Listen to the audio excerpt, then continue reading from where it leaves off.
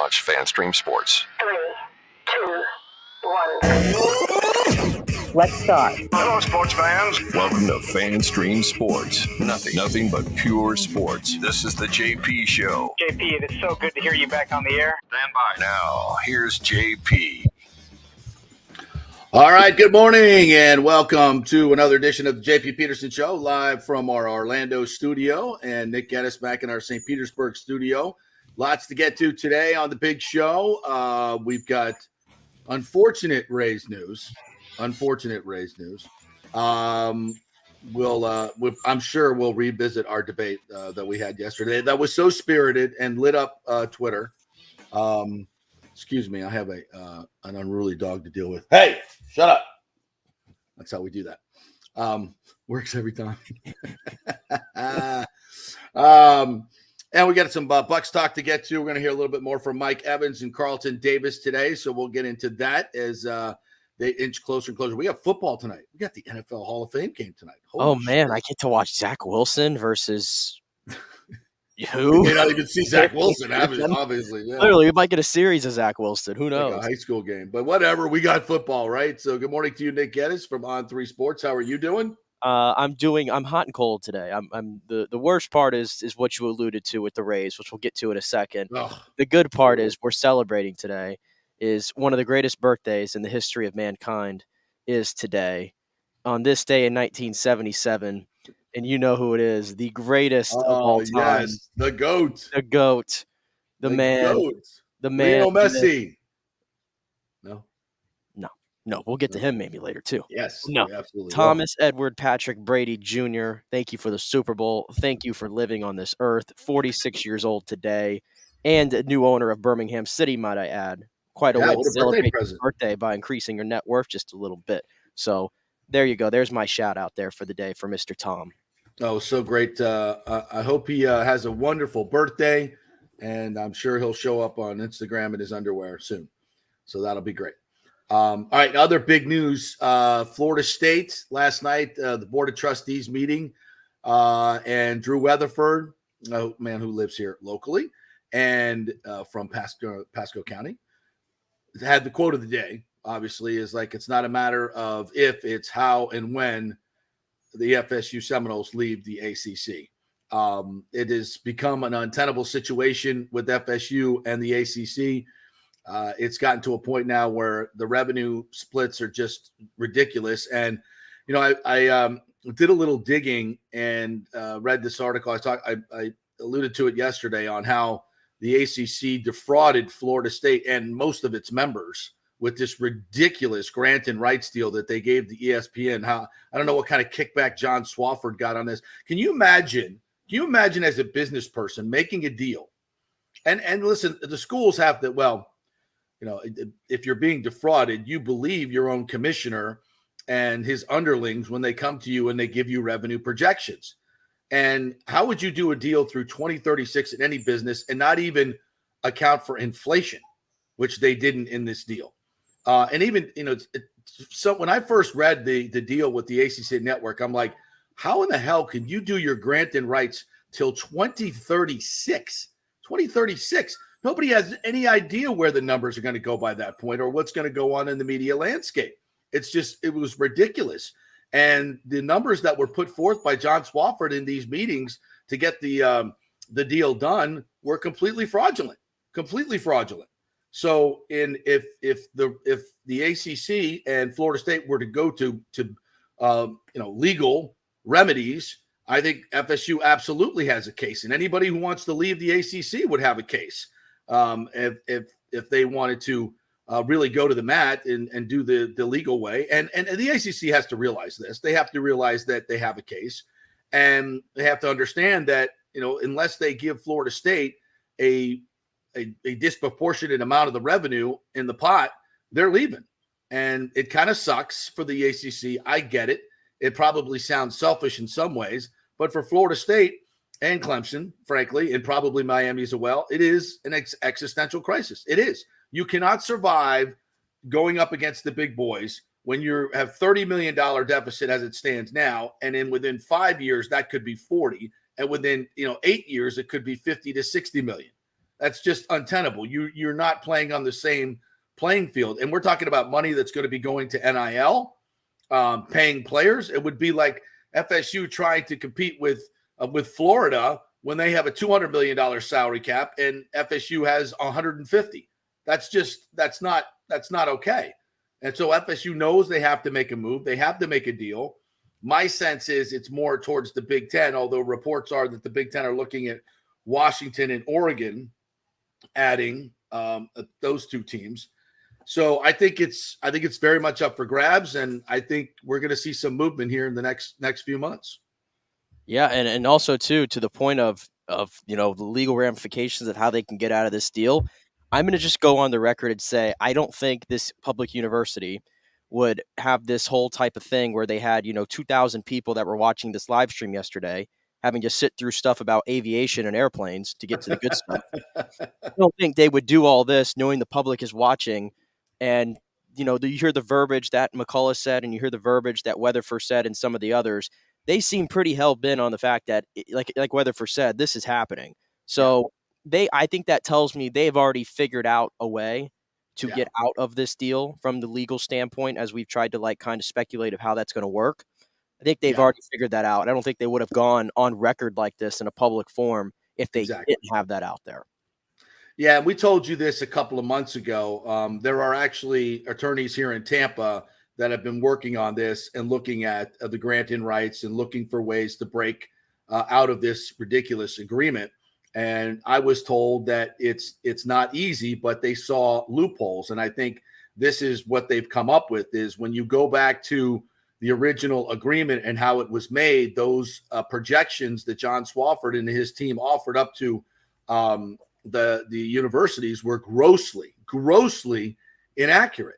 So there can be legal remedies for that. So, we'll see how this path. All I know is we've seen this for 20 years now, 25 years, going back to the original conference realignment when everybody was like, oh my God, how could this possibly happen? These contracts, there's so much entanglement, blah, blah, blah, blah, blah. But guess what? It happens. It happens all the time. How can Texas get out of their deal and Oklahoma get out of the, how can UCLA and USC leave these longtime conferences? It's like, how could this possibly? It happens. It happens all the time. So to sit here and think that it can't happen or won't happen is just silly, and quite frankly. And I'm thinking too of obviously the impact that it would have on Florida State going to the Big Ten, but I'm thinking of the chain effect that it could have throughout other schools of college football, because I'm just going to assume that Florida State and Clemson would be a package going to the Big Ten. Does that seem realistic, you think? I mean, to me, if I'm looking at this from a monetary standpoint, the Big Ten, in order to keep their payments to all of their schools at the level that they need to keep them, whoever they bring in has to bring added value, right? You got to bring added value to the television deal. That's where the majority of the money is. And the Big Ten, like Clemson, because I'm thinking, because TV market's obviously a big thing of this, size, university, all those type of things. Like Clemson would be an untapped market, I believe, for the Big Ten, right? So they would kind of fit the bill. And this is why we had the conversation of why Florida State and Clemson wouldn't be as desirable as you would think for the SEC. So I started thinking, obviously, if you say Florida State and Clemson go to the Big Ten, my gut would tell me that Miami would be very desirable to the SEC because you get the whole South Florida market, right? Right. And then so I come around back to USF. I'm trying to translate it there.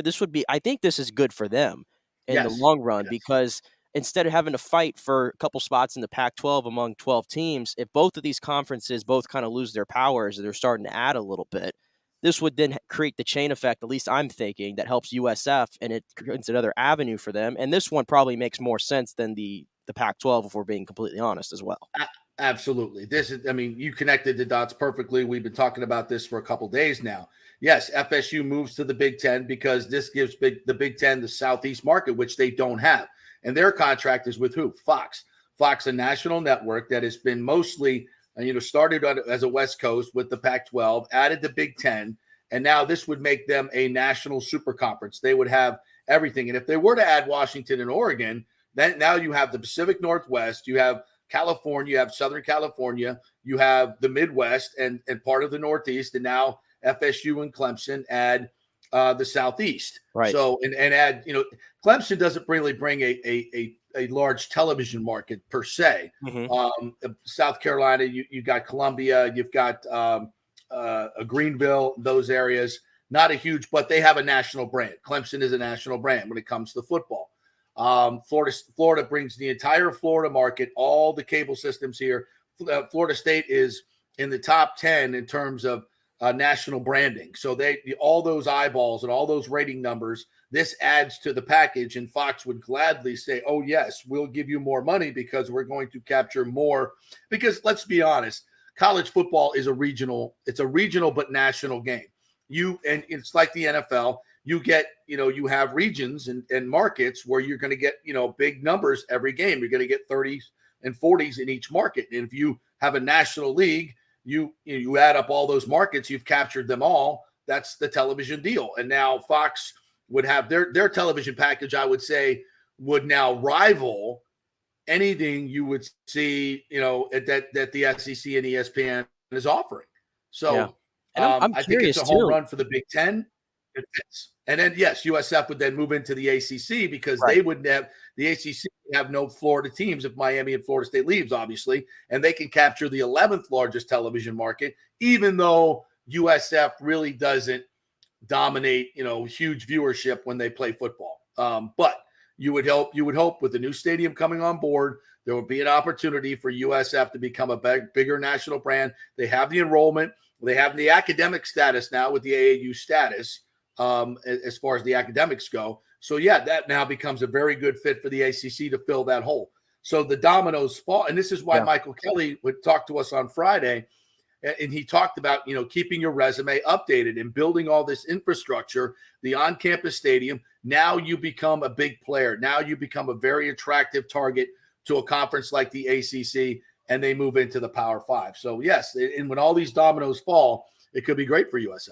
Yeah, that's kind of, like FAU's the other school that I typically have been throwing in there. But if you think about it, with the new facilities coming, USF's going to have the edge in facilities. Yep. And when they get everything going by 2026, that's true. I'm not sure you might know better than me, but the Boca market as a whole, I mean, I've always just been under the impression that Miami kind of dominates everything in South Florida for the most part. And that FAU is not. FAU's probably that, that niche, that's down there.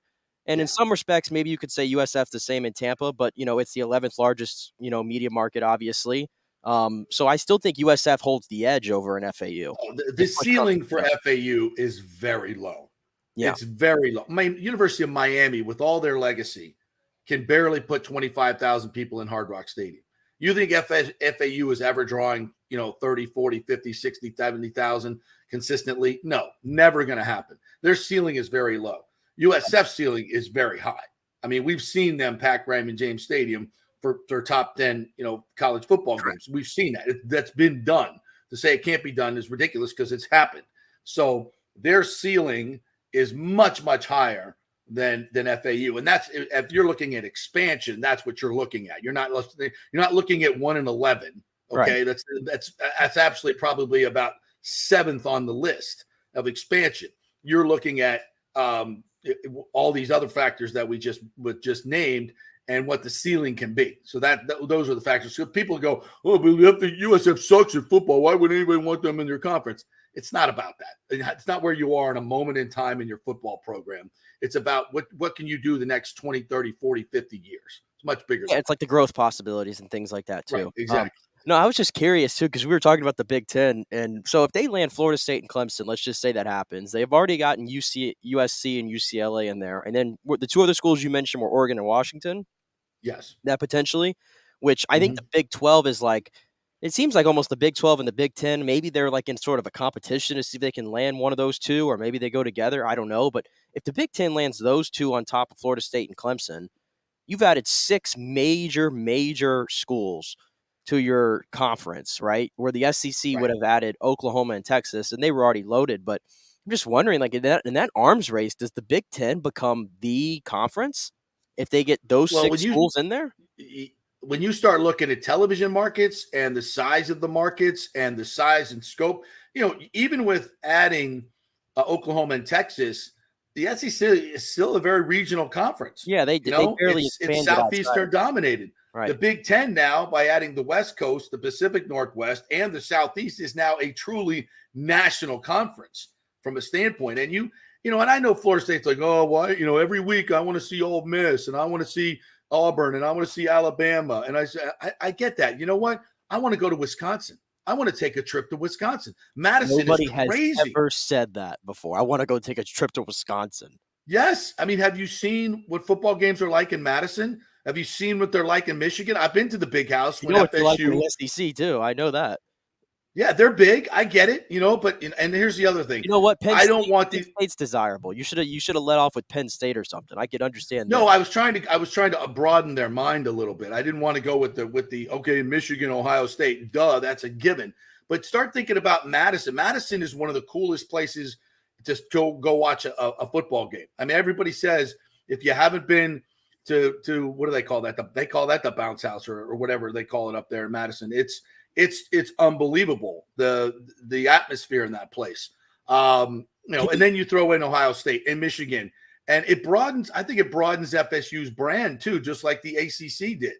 You've already got a foothold in the Southeast. Why not broaden your brand? I wonder if it changes, because the Big Ten has all these conferences, I think they all have a particular identity, it feels like. The Big Ten's always been about, rough and rugged defense and things like that. And it's more I call it boring offensive football for the most part, unless you're like one of the top two schools there. When you have to play, I'm just thinking about it. When you have to play, you start playing the Wisconsins of the world, you start playing the Iowas of the world, and you start playing the Illinois of the world. As programs that are coming into the conference, do you think it forces them to almost have to adapt to their kind of style of play a little bit? Oh, absolutely. Absolutely. And you've seen that in other conferences when some of these teams come in, it opens things up. Right. And I think just in general, the Big Ten model of it's more rugged, slow football. I think that's kind of gone by the wayside for the most part. Look I'll be honest. I'm being honest. I'm thinking just about Iowa. They love punting over there. I mean, as long as Kirk Ferentz is there, I don't think they're corn-fed offensive lineman. I get it. Yeah. I don't think they're ever going to come around to the new age. Well, I think it makes you more well-rounded as a university, as a conference. I mean, I think the opportunities are unbelievable because you think of the West Coast now. Think of USC and UCLA coming in. Dude, Washington, now you're in a conference with Washington and Oregon. Now you're in a conference with Michigan, Ohio State, Wisconsin. That's a hell of an in-conference schedule right there. I want FSU at Penn State, FSU at the Horseshoe. Never been. I've been to Michigan, the Big House in 93, I believe it was, or 91, sorry. Casey Weldon, T-Buck picking off the second pass of the game, taking it to the house. I mean, that place was unbelievable. And you just want to go to other places like that. So, man, I don't know. I'm just thinking about it, too. It's a good thing this playoff's actually expanding because I'm just hearing, these teams that, the schools are going to have to play now, in-conference schedule. And there's going to be less, cupcakes, I guess, for you to come around. Good. It's a good thing. But this almost tells you why you need the expanded playoff because I couldn't imagine at the end. I don't think you're going to see like three teams that are undefeated or something like that by the end of the regular season schedule. And that's the beauty of it because with these super conferences, you don't have to worry about losing one or two, even two games. Exactly. Just win your division, get to the conference championship, win that, get into the playoff, so forth. And this is another thing I want to say. Let's not get rid of non-conference games. I do not want FSU to never play Florida. FSU and Florida need to play every year. Mm-hmm. I do not want to get rid of that rivalry. Now, I know as these conferences get bigger, there's going to be a push for just all conference games. I don't want to see that.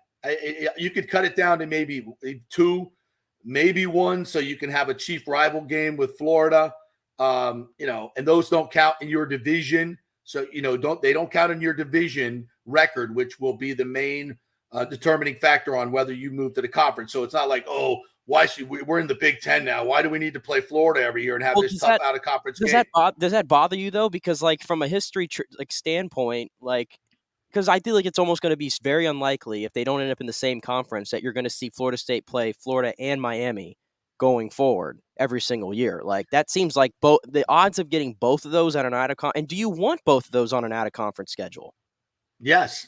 Like I said, if they don't count towards my division record, that's going to determine whether I make it to the conference championship or not. So I'll still have a pathway to the playoff.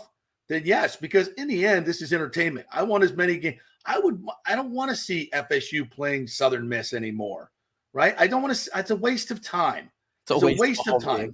It's a waste of a home game. Nobody wants to pay for that. Nobody. It's awful, right? It's bad football, and it's just the only teams that benefit from that are Southern Miss, and their players get their ass kicked, which is not fun for them, and then the school gets all the money. I don't like it. So I think, and somebody asked here, let me see if I can pop this one up. Would it be a better landing spot for the Noles, Big 10, SEC, or Big 12? Fox could be sniffing around the SEC's backyard. It would be a big get for the Big 10 to be in the South. Absolutely. That's why I think, that's why my whole argument was, I know, people think, oh, we're culturally more aligned with the SEC. Exactly, we are. And either one would be fantastic, to be honest. Let's don't bury the lead. Get the hell out of the ACC. Yeah, get the hell out of the ACC. I'm so done with that conference. Yeah, at the end of the day, get out of the ACC. But it's just kind of, it's the cliche, but it's where we are in college sports. Like you have to almost expand your mind a little bit and get out of that box of like regional, because that's the way college football has been. Does it make any? I'll say it again. Does it make any sense that USC is in the same conference as Rutgers? When we're on literally the two most opposite ends of the freaking country, right? No. That doesn't make any sense. But guess what? That's happening. Well, and the world is smaller now, right? In so many ways. Well, guess what? We have an NFL team in Seattle and an NFL team in Miami. What's the difference? It's a league. They're all in the same league, right? Hey, you go to the baseball. The Rays are in the same division as a team that's not even in this country. Exactly. I mean, that's where we're at right now. So college football has now become a national game, obviously, but it's in recent years, it's become a regional sport because the Southeast is dominated, right? In winning championships. And I think it needs to be bigger. It needs to be more national. It needs to be more like the NFL in every way. So I think this is just the natural evolution of what we have. And I think if you're an FSU fan and you're a little hesitant about going to the Big Ten, I would say expand your mind a little bit. And new experiences are something that you will enjoy. And they'll, trust me, if it's a 12-team playoff, they will be playing teams in the SEC. And again, I would want to keep at least one or two non-conference games to keep some of these rivalries, these interconference rivalries going on. Maybe the first week of week 0 is always a kickoff classic where you're matching it's an SEC Big Ten challenge, right? Mm-hmm. And so that's so many good opportunities, but more good games. I couldn't see both schools, Florida and Florida State, that is. I couldn't see both administrations like raising a big stink about it, I feel like when it comes to like Oklahoma and Oklahoma State's a good example. It feels like, and I don't really know obviously what's going on there, but you listen to the way Mike Gundy sounds, he makes it kind of sound like Oklahoma wanted no part of the rivalry going forward. Like they were dead and buried there. And but I don't get that vibe from FSU in Florida. I feel like they understand the importance. Like that's our game of this state, which is like one of the most important states for college football. That has to remain at all cost. I agree, 100%. It needs to. Here's another one from T. Knowles. Granted rights 2036 means the Noles will be $400 to $500 million behind Vandy and Mississippi schools when it runs out. No way to compete, especially with NIL. That's what you got to understand, folks, is that once these state laws get cleaned up, the money that's pouring into these programs from the conferences can be used for NIL. So it's basically going into your salary cap. And however this new, legislation is going to work through, that's going to control a lot of the NIL, at least track the NIL and make it hopefully an even playing field for everybody. I think this is where we're headed. Then it's easier to get these things done. Then for FSU, again, it's a no-brainer. They got to get out of the ACC. And by the way, I'm texting with Drew Weatherford, and hopefully we're going to join us in the 11 o'clock hour. If we don't get him on today, we'll get him on another day for sure. So stay tuned for that. Where are we at? All right, let's get into a couple other things we need to get to. Your Tampa Bay Rays. That was not a good outing last night for Shane McClanahan. And I didn't realize, reading Topkins' article today, I didn't realize how bad Shane's been. I mean, it's been really, really bad. His last 7 starts, if I got this correctly, he's 0-1 with a 7.36 ERA. Are you effing kidding me? 30 hits in Yeah. 25 and a third innings, 8 walks. I mean, these numbers are terrible. They're Taj Bradley numbers. I said Maybe it at the they're worse than Taj Bradley. Yeah, I said it at the beginning of the week. I kind of had been monitoring what had been like Shane McClanahan's outings lately, and like I don't think I've really raised a fuss because it's Shane McClanahan, and you just figure at some point he'll bounce back and get it going. He was coming off the injury, but yes, this has gone on. What was it? 6 starts there, right? Since he got injured. Yeah, since he came back, 6 starts, and the ERA, like his overall ERA, I think has jumped all the way up to 3.29, and that thing was sitting like at 2.2 or 2.3 before the injury, something insane. So, it's a little bit concerning only because like I said, I think I might have said it yesterday. This happened last year with Shane McClanahan, where he had a great first half and then he tapered off in the second half and wasn't as great not as dominant down the stretch. Still good, but not dominant. But last 7 starts there, 6 starts, whatever it was, he just has not been a good pitcher whatsoever. Definitely not what you expect from your ace, but giving him a little bit of the benefit of the doubt because he did come back from the injury. And based on what he said last night, it sounds like he's got something new that's popped up there. Yeah, a strained forearm, which is never good. I mean, that's the precursor to the TJ. We want to say it sounds like it's on the outside of the arm rather than the inside, though. So that's good. That gives them more hope, I think. Yeah, and you can never trust what the Rays say early on about injuries. They're always very optimistic, and then next thing you know, the guy's got Tommy John. So I don't really trust much of what they say early on. So this is just scary. The guy has had the back tightness. Now this. Yeah, it's just odd because he was still throwing 99 yesterday. I know. The velo was there. The velo was there. The velo was definitely there. I couldn't really pinpoint what really was off with him last night. Well, at this level, you just need to be a tick off, right? And those 2 pitches that he made to Volpe and Stanton were a little bit too much over the plate. And Volpe was, Jesus. Mickey Mouse, bandbox, ridiculous home run. They're coming around now. This shit doesn't happen in America's ballpark. Only, I'm guessing, the only place that was a home run. With an expected batting average of 180. Just because that's a bandbox doesn't mean that it's the Trop is America's ballpark. By the way, I saw how you slipped that in there. But how about Wander's shot? Career high 431-foot shot. How about that in the second deck? Yeah, that was your boy. That was that Subban. Wander's starting to heat up a little bit. Yes, he is. Wander's starting to heat up a little bit. But here was the inning, the call from Valley Sports. We're just not real happy with his location. There's a high shot back into deep right field, way up there, and that baby is gone. Home run, Wander Franco, and the Rays are off to a 2-0 lead. Boy, at this point, you're thinking, we're going to get the sweep over the Yankees. We're going to get to Garrett Cole again. It's just going to be fantastic. And no. McClanahan gives up the booty, and they lose 7-2. Now he's back here for an MRI, and then there's this. Well, let's hold up real quick. Go ahead.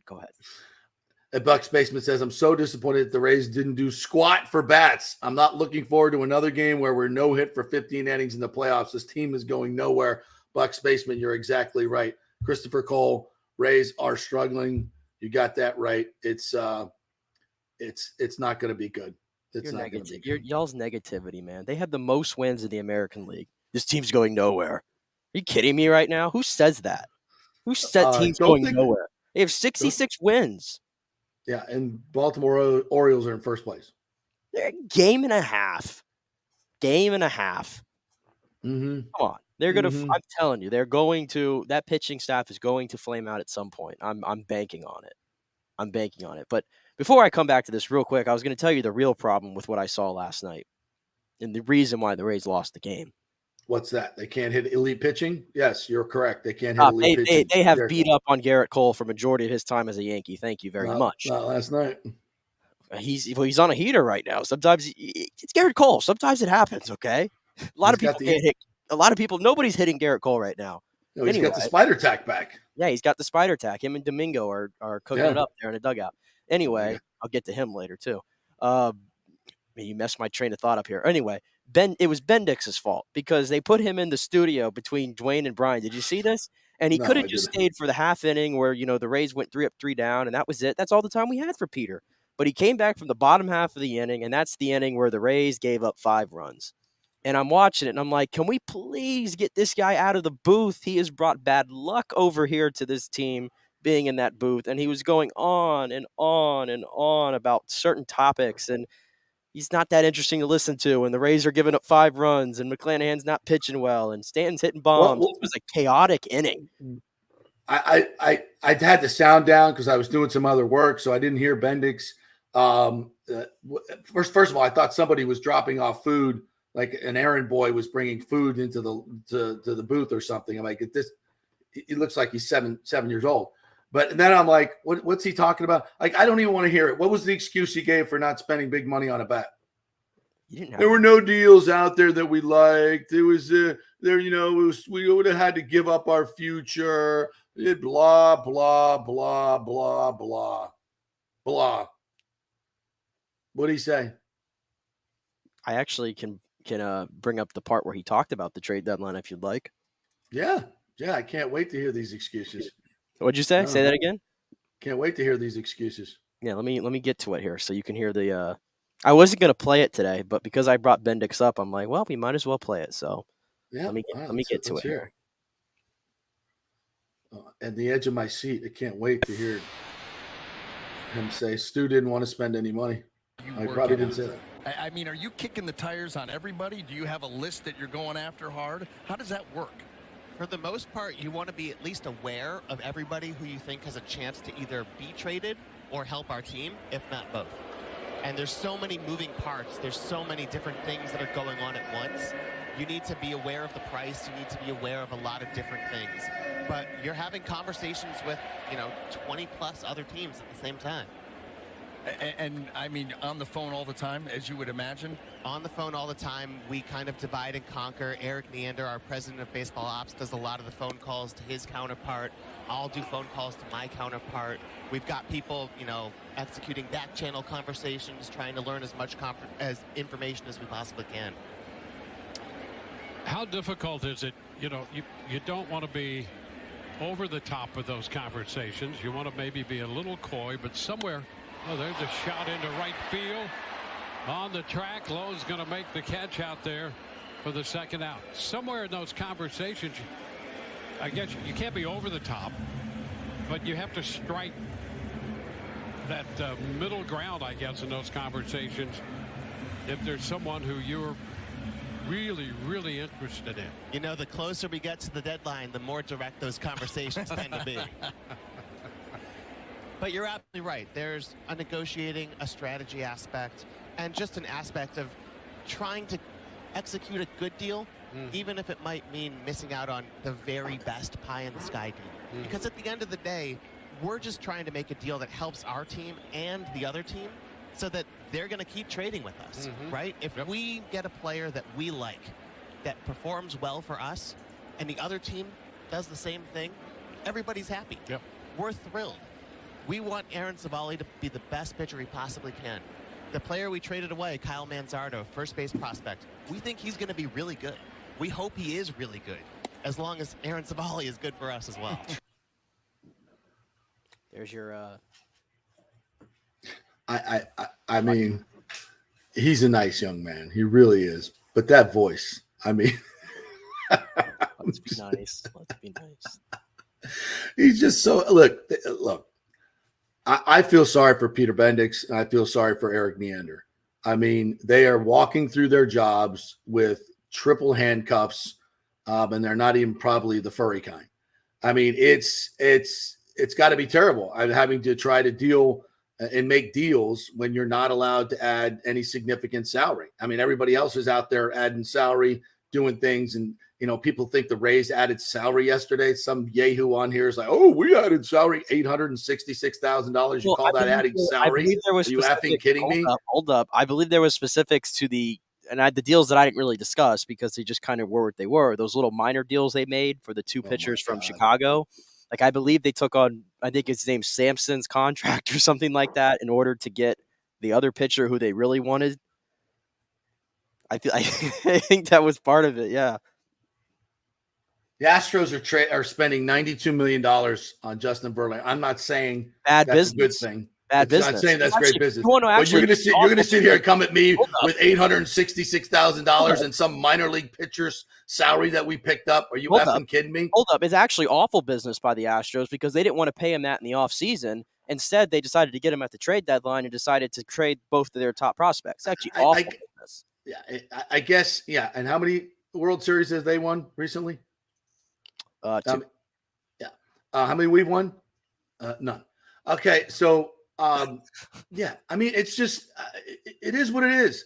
But I would rather you guys just say, "You're right, JP. I hope we win, but you're right. We're gonna have to do it on a shoestring budget, and everything's gonna have to fall our way, and nobody can get hurt. Nothing. We can't have anything bad happen. And maybe everything will come together. Randy will hit 25 home runs in the postseason. We'll get to the World Series in a COVID year, and we might, get a chance to win." Yeah, you're right. Let's just all say that and accept. But I will tell you this.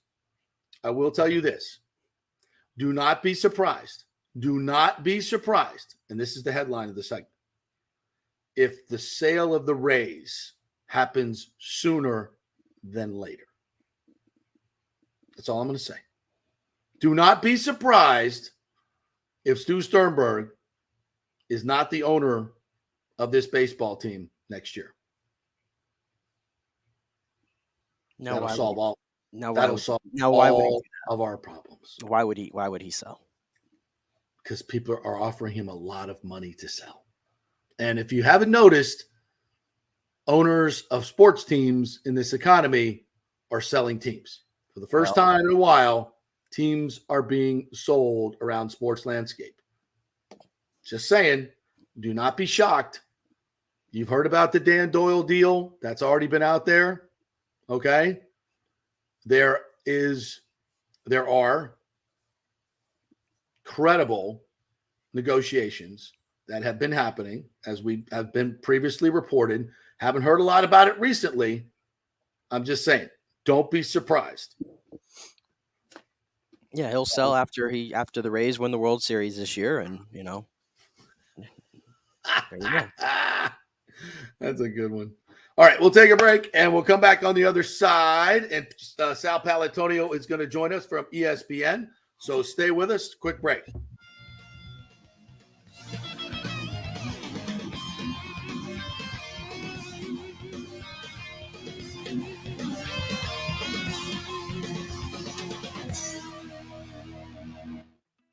Guys, are you experiencing those feelings of getting older, lower sex drive, fatigue, hot flashes, moodiness, or you just don't feel like you had the vitality you once had?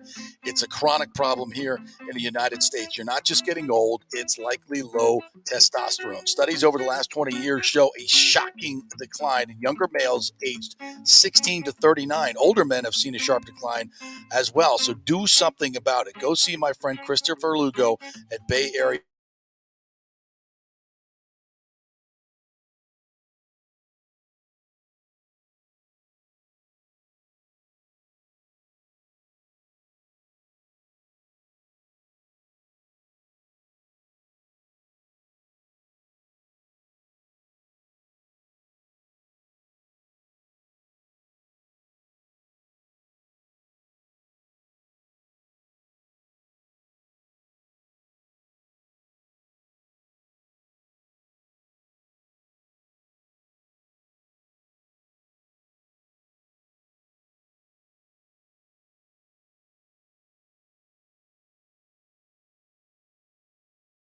auto accident, truck accident, motorcycle accident, at work, or at a place of business. Well, call the Jeeves Law Group and get the personal attention that you deserve. I made the mistake many, many years ago with going with one of the bigger law firms. And let me tell you, getting a call back from those folks was next to impossible. Weeks and weeks would go by, never get a call back. That doesn't happen with the Jeeves Law Group. Personal attention is what they're all about. When you call the Jeeves Law Group, you will be part of the family. They will represent you in a vigorous and aggressive way against the insurance companies. These larger companies will promise bigger settlements but it's the Jeeves Law Group that will get you the best results. If you're tired of dealing with these bigger law firms, check out the Jeeves Law Group. Go to jeeveslawgroup.com, tell them JP sent you, get a free consultation. It's the Jeeves Law Group. Scott Jeeves has been representing clients in the Tampa Bay area for over 25 years. Give them a call. It's a free call, 727-894-2929, 727-894-2929, or go to jeeveslawgroup.com. Coming back at you. Now, more with JP on FanStream Sports. It's only just begun. All right, welcome back to the JP Peterson Show, brought to you by the Jeeves Law Group and Bay Area Modern Medical Center. Let's welcome in the man, the myth, one of the greatest NFL reporters in the history of the game, the great Sal Paolantonio, and the host of the Matchup Show. What's up, my friend? How are you? Oh, I'm doing great, JP. What a big weekend for Tampa Bay Buck fans. Fantastic. Cannot wait to get to Canton and revel in this election and induction of Rondé Barber finally into the Hall of Fame. I think, and Sal, I don't know if you agree, I think he's one of the most unique players, most versatile players. I think that's why it kind of took the committee a long time to wrap their arms around him as a player and finally put him in. But that's how I've always described him. I think he's the most versatile, unique defender I've ever seen play in the NFL. What are your thoughts on Rondé's career? Well, as you know, I'm one of the 46 selectors for the Hall of Fame, and I've sat in those committee meetings year after year. And Rondé Barber has gotten vigorous conversation over the years, and people have been paying attention to his career and his status to get into the Hall of Fame. I've always thought that he had a Hall of Fame career. His versatility, his toughness, his production, second really to none at that position. He was perfectly suited for the Tampa 2 defense and Tony Dungy and later Monty Kiffin. So I think he deserves to be in the Hall of Fame. I voted for him. And when you look at it, that defense, which I thought was historically one of the most underrated defenses of all time, got Warren Sapp and Derek Brooks and Johnny Lynch in, and I believe Simeon Rice deserves serious consideration. And of course, Rondé Barber gets in. So, I'm a big believer in Rondé Barber's career. And, I've said this before, and you know him very well, but the people of the Tampa Bay area and Bucs fans should be thankful for Ira Kaufman, because I think having sat in those meetings for 12 years, nobody makes a better presentation on behalf of the hometown players in his hometown than Ira Kaufman. He's truly the master. He's the king. He makes you want to pay attention. I remember very well, we got Warren Sapp in ahead of Michael Strahan. Because of the presentation by Ira Kaufman. So Ira stuck to it with Johnny Lynch and Rondé Barber, and we finally got Rondé Barber in. And congratulations to Rondé Barber, his whole family, and the Bucs organization, because he deserves to be in the Hall of Fame. Yeah, it's going to be. Are you going to be up there this weekend? Or you have other duties? Well, I am not. I'll be in Tampa on Monday. We're doing SportsCenter reports and a conversation with your 2 quarterbacks and your head coach that'll be running next week prior to the first preseason game. So we're excited for that. But I will not. I've gone for 12 straight years. I'm not going this year. They had some local New York people who wanted to go with the Jets, and so I stepped aside and let some other people go. Oh, how nice of you, Sal Pal. That's fantastic. All right, so you mentioned you're coming to see the Bucs. Obviously, they are not on the national radar. Last 3 years, it was Tom Brady and the Bucs were everywhere, and now they are a complete afterthought. What are some of the storylines you're looking at as you approach being here on Monday? Well, the Patriots went through the same thing that the Bucs are going through now. Life after Tom, year one after Brady, and I'm interested to see how they cope at the quarterback position, because when you look at that roster with Evans and Godwin and your 2 great linebackers and your pass rush, and you got 2 All-Pros on the offensive line, the Bucs are laden with talent, and they have one of the best coaches in the NFL in Todd Bowles. So I'm interested in a couple of things. With a one-year deal that they put on Baker Mayfield, with the interest that they have in Kyle Trask and developing him as a franchise quarterback, you know, if you look around the league, how many teams really have truly a quarterback competition like this one, but also has the level of talent that this team has? To me, they can go back and win the division. I look at that. I agree. I look at the division, and I see 10 wins on that schedule, quite significantly. I think they can win 10 games. Wow, a lot of Bucs fans will be surprised to hear you say that. I'm with you. I'm targeting 9-10 games, and I think a big part of it is the fact that they've got a new offensive coordinator in Dave Canales. And this guy, I don't know if you've met him yet, but he is an extremely charismatic guy. And he'll be one of those guys, and I know you've seen him as they work their way up through the ranks. Robert Saleh comes to mind, that when you meet him, you go, that guy is going to be a head coach in this league. He's going to be a head coach in this league. And I feel that way about Dave Canales. There's a charisma to him. And the way he has brought a new life to this offense, the quarterback is on the move. You've got, and Kyle Trask can move now. You might be a little surprised to see this 6'5", 225-pound guy moving the way he's moving. He's kind of evened up this quarterback competition, if not moved ahead. That's the big storyline here. And you said Evans, Godwin, the line, I think it's going to be better because of the offense. I think it's going to surprise some people. And I think this defense can be a top 5 defense. You got 2 guys on the outside that can cover. You've got Todd Bowles and the way he can develop his creative pressure. So I think they're one of the surprise teams. But I will ask you this. You'd mentioned Todd Bowles. I think he's the wild card, because I look at this team last year and I call it from Dallas to Dallas. The opener, that was the best game that the Bucs played all year, maybe the one against Seattle, but I think that was a butt kicking. And Dallas completely flipped the script on them on their own field, 6 months later. And if your team is getting that much worse as the season goes along, you got issues from a coaching staff standpoint. What do you think? Well, let's start with the offense. I agree with you about the new offensive coordinator. He's a head coach in waiting. He's been sitting in Seattle for a long time, and now he gets a chance to be a guy who runs his own offense. And the specific thing that has to change offensively is they've got to achieve more balance offensively. That's what Todd Bowles is going to want to do. Brady ran the offense last year. He had 733 pass attempts that led the National Football League. Can't have that. Crazy. It's got to get down to about 580, 590. Can't go above 600. And you've got to be able to run the football. And that is the basis of the offense, because the basis of the offense is play action, boot action, rolling the pocket out.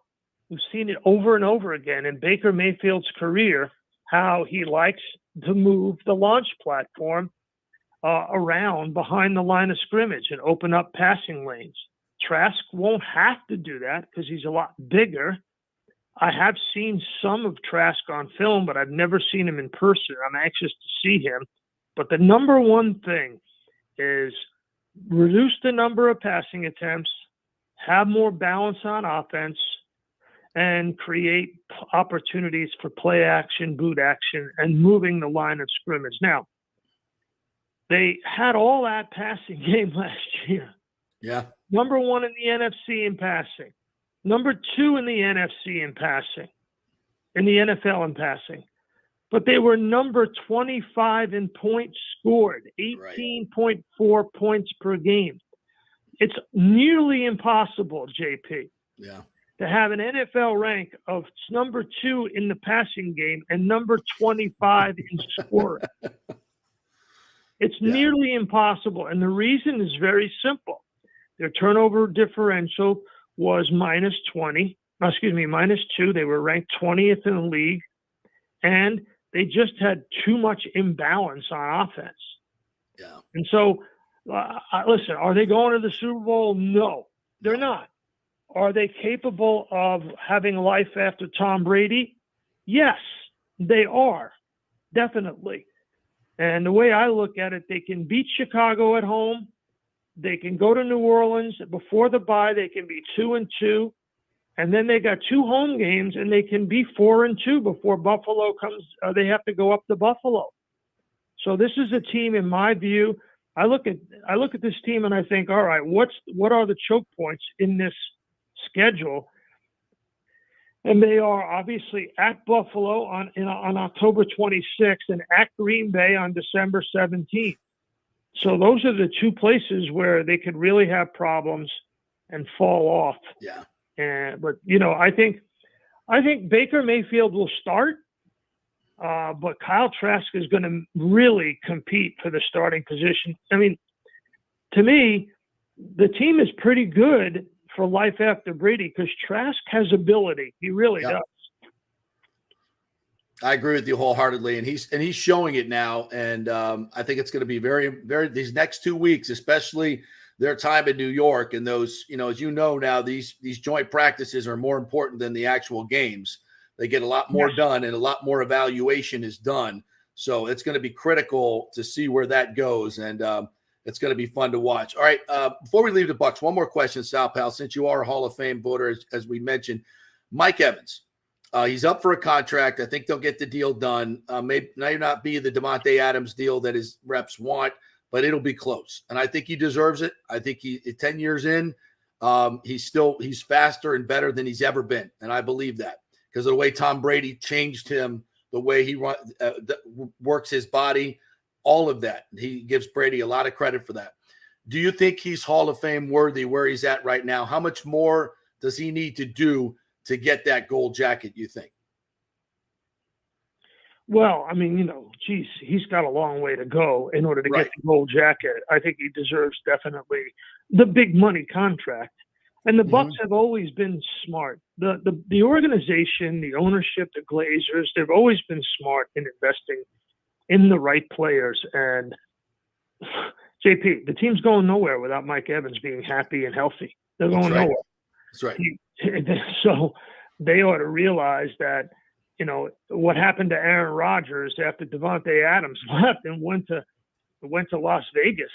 That's a really good indication of how much you need, unless you got Andy Reid or Patrick Mahomes, who's basically Michael Jordan playing quarterback.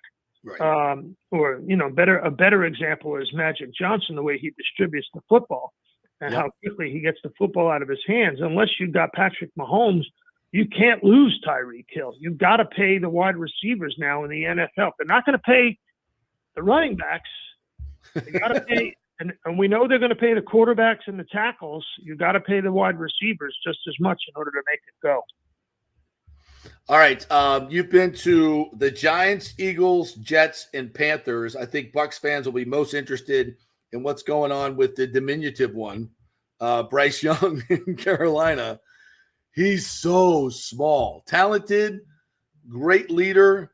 Love so much about him, but man, is he small. What are your thoughts seeing him in person? My thoughts are, I was there the day he was drafted. I've seen him a little bit, and he certainly has the charisma, the command, and the composure and the confidence to be a starting NFL quarterback. The question is, will he be able to see over the line of scrimmage? Will they create the right passing lanes for him to play? Remember, he's almost 2 inches smaller than Drew Brees. Wow. And lighter, too. I mean, he's so light. Much smaller than Russell Wilson in terms of body muscle. Yeah. So it is going to be one of the more interesting things is what in the world they do in order to make the passing game go. Because if you just drop him back to pass, it'll be very difficult. This is not Alabama. It's not the SEC. It's the NFL with grown guys. Yeah, I agree. I think that's going to be tough. What did you see in the vibe from the Jets camp with Aaron there? Well, I think Aaron Rodgers has taken over the team, much like Tom Brady took over the Bucs when he arrived, JP. I think he had a wish list of players, and they met that wish list. He's reconfiguring his contract to make sure he gets the free agents that he wants. What's the biggest thing he's missing? In my view, a healthy running game. And I think he should pick up Dalvin Cook. No question about it. I like the way you say it. I think Aaron Rodgers should pick up Dalvin Cook, just like when Brady was here. Look at the way Tom did it with Leonard Fournette.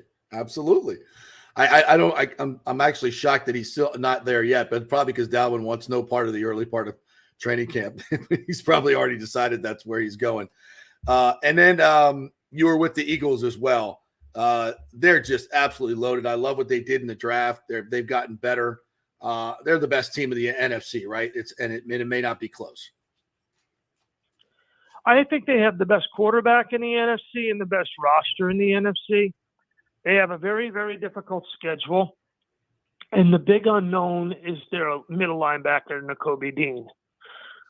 The young man out of Georgia who's basically had a redshirt year last year after the Eagles drafted him. He's going to be wearing the green dot on the back of his helmet. He's not very big. And I'm interested to see how he works out. You can't have a defense in the NFL if you don't have any linebackers. And right now the Eagles had so much loss on defense due to free agency. And the number one area where they had a problem is at the linebacker position. So I'm very interested to see what they do with Nakobe Dean. Remember, he's only 5'11", 231 pounds. It's the reason why he dropped all the way to the third round, even though he was such a heralded linebacker on a great defense at Georgia. So he's only 5'11", and then they lost some safeties. So right up the middle, their defense is going to be a big issue. And then the other thing is, they lost Miles Sanders, and that's 259 carries last year, 11 touchdowns. That's a big hole in the offense. I know they're talking about DeAndre Swift and Rashad Penny, but those are two guys that have a little wear on the tires. So I'm interested to see how they make that up too. Linebacker position and the running back, because you can't have your quarterback exposed as much as they did. And I'm curious, you speak about, Philly and in San Francisco, I think is probably the other team you throw in there as the class of sort of the NFC, but the rest of it seems like a bit of a wild card of what you're going to get. Do you think there's maybe a team that we're not paying attention to as much that has a chance to sort of challenge those guys? Or do you think maybe even like a Dallas, who we talk about a lot, is the team that could get over the hump this year? No, I think people talk about Dallas and they talk about Detroit, certainly. And when you look at the Lions, though, they start in Kansas City, then Seattle comes in, and then they go Green Bay week 5. So the Lions have a really tough schedule. And, they come down to Tampa on October 15th. And by that time, they could already have 3 losses before they have to go to Baltimore right after that. So they have a really tough schedule. They got to go to the Chargers, go to Minnesota, and they have to go to Dallas. The Lions have a tough schedule. So I know people talk about, to me, the two things that matter the most in any NFL season is your quarterback turning the ball over and what's your schedule. And, you read all the comments from Bowlesy, right? Yeah. First job of what's the first job of the quarterback? Don't turn the ball over. Don't turn the ball over. Don't turn the ball over. That's the first job. Is that the defensive mindset coming to the forefront there with just don't turn it over, don't put my defense in a bad position? We know it's statistically it's the most important stat in football is turnovers, but I think with defensive coaches it's even more so. Absolutely. Well, Bowles came out of the Parcells school. That was what Parcells was all about. Reduce the chances of the quarterback turning the football over. Through the number of pass attempts and, make sure you have the balanced offense. Football is not that hard. You got to run it when they expect you to throw it, and you got to throw it when they expect you to run it. And Sal Powell, when we talk about Coach Bowles, and I love him as a man, he's such a tremendous role model. I love the dude. As I watched him coach last year, I think it was a dysfunctional situation. I don't think he did a great job managing this team. Accountability was at a low in the Brady area, and I want him to succeed. And I'll say this, and I'll be very interested to see after you visit with him if you see a different Todd Bowles than I saw last year. He to me is much more comfortable in his skin in terms of being the head coach. He's been much more assertive. I think that the choice of Dave Canales is very symbolic of where his head is. He could have gone with 5 or 10 guys that he's worked with and are very close with and are friends with in this league to be the OC. He went completely off the board and went and got a guy who's running an offense that gives his defense fits as that Rams kind of concepts to it. And I think that was a bold choice. I think it was outside the box. I think it was a great choice. And I think it shows me that he's much more in charge. He's being much more assertive. And I think he's going to be a different head coach this year. At least that is my hope. What are your thoughts? Well, my thoughts are a couple of things, JP. I wouldn't say it was dysfunctional. I would say that there was just so many unknowns about Tom Brady. He came in and, won his Super Bowl. Arians goes for a lot of different reasons. Things are in a state of flux. And Todd Bowles comes in as the head coach in the middle of all that.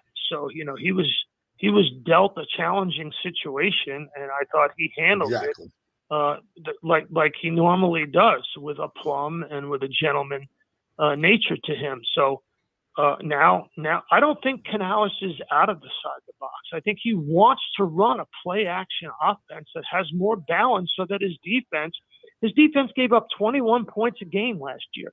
21 points a game. That was 6th best in the NFC. So if you have a top 10 defense in points allowed and in your conference, you ought to win 10, 11 games. That's the bottom line. And the bottom line is they didn't score enough points. Now, obviously, the last 2 games at Atlanta, they gave up 31. They gave up 24 to the Carolina Panthers in that win. They gave up 30 to Atlanta, 31 to Dallas. Those 2 games were, in my view, were outliers for the defense. So, but at that point, everybody was like wondering, where's Tom going to go and what's the future of the team? That to me now,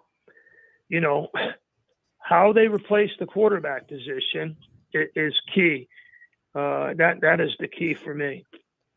Hey, but before you go real quick, I just had one final question about kind of circling back Wait a real minute. quick. I gotta go. I gotta leave. Well, you stay all day. You could stay as long as you want or anything. But no, I definitely wanted to get I'm only this. kidding. Go ahead. What do you I got? definitely wanted to get this in there real quick, just about the Hall of Fame real quick, since we have you on and get your perspective. There's a certain player who is certainly Hall of Fame worthy by the numbers, and I'm just curious how you would approach this, and that's an Antonio Brown. Whenever that day comes that he's eligible, as a voter, how do you approach that? Do you even think anybody would even be willing to even make that case at this point for him? Great question. Yeah, so we got a couple of years for it to work itself out. Right. T.O. was a pretty problematic candidate too, not on the level of Antonio Brown for sure. Never walked off the field shirtless on his football team. I don't know. I don't have a ready answer for that. Kind of comes out of left field. I think that'll be interesting, but because somebody will have to represent him in the room if he gets into the room, which, as you know, is difficult to do because it comes down to the final 15 who are discussed on the week before the Super Bowl. So we got some time. We'll have to see where it goes, but I'm going to punt on that one. That's why you're the pro you are, Sal Pal, Antonio. Throw it out of bounds. I'm going to punt. Dirt that ball, man. That thing. Not throw it to the other team with an interception right now. I'm just going to lay low for it. I don't have to make that decision now, okay? The play is dead. Dirt it. That's the way it just should be. Yeah. All right, partner. Live for another day. I'll see you guys down there. Looking forward to coming down. I love to come down to $1. It's been a couple of years, so I'm really I haven't been there since before the COVID years when Brady won the Super Bowl. So Well, if you want to play some tennis, brother, we'll see you when I'm down there. If you want to play some tennis, I'll be happy to host you and find somebody that can play on your level because it ain't me anymore. We'll definitely host you. Games. They're fantastic. I love being with you, brother. Thanks so much for having me. Sal Pal, you're the best. Sal Pal Antonio, ESPN right there. Fantastic stuff. And I really enjoyed him on Get Up. He was so good on Get Up. Yeah, it's a great format for you. Love it. Sal Pal Antonio. Good stuff. I tried to get that answer in there. You stumped the Sal Pal, bro. That's a good question. I had a different question originally because I was looking at Hall of Fame and like I've said it on here before. I feel like the receiver position, for whatever reason, feels really hard to get in. Like 4 of the top 12 receivers, receiving yards wise in the NFL all time, are not in the Hall of Fame. Steve Smith, Reggie Wayne, Andre Johnson, and I want to say Torrey Holt's the other one. And Torrey Holt in particular, I can't figure out why he's not in the Hall. So I was going to go there. But then when I was looking at my list, Antonio Brown came up, and I was like, I wonder how a Hall of Fame committee approaches that subject. And like he said, like I don't know how you approach it really. Like if T.O. was problematic, mean Antonio Brown was on a different level, like Sal Pal said. Exactly. I think where you go here is just the wanted disrespect for the game. Right. It's the disrespect for the game. There's a code in the NFL. One thing is about money, but the other thing is about being a good teammate and respecting the game. Name another player that took his jersey off, threw his pads on the ground, walked off, and all the histrionics that went along with that stuff. And was premeditated, by the way, as we know now. And everything that's occurred in the last 2 years. That's disrespecting the game.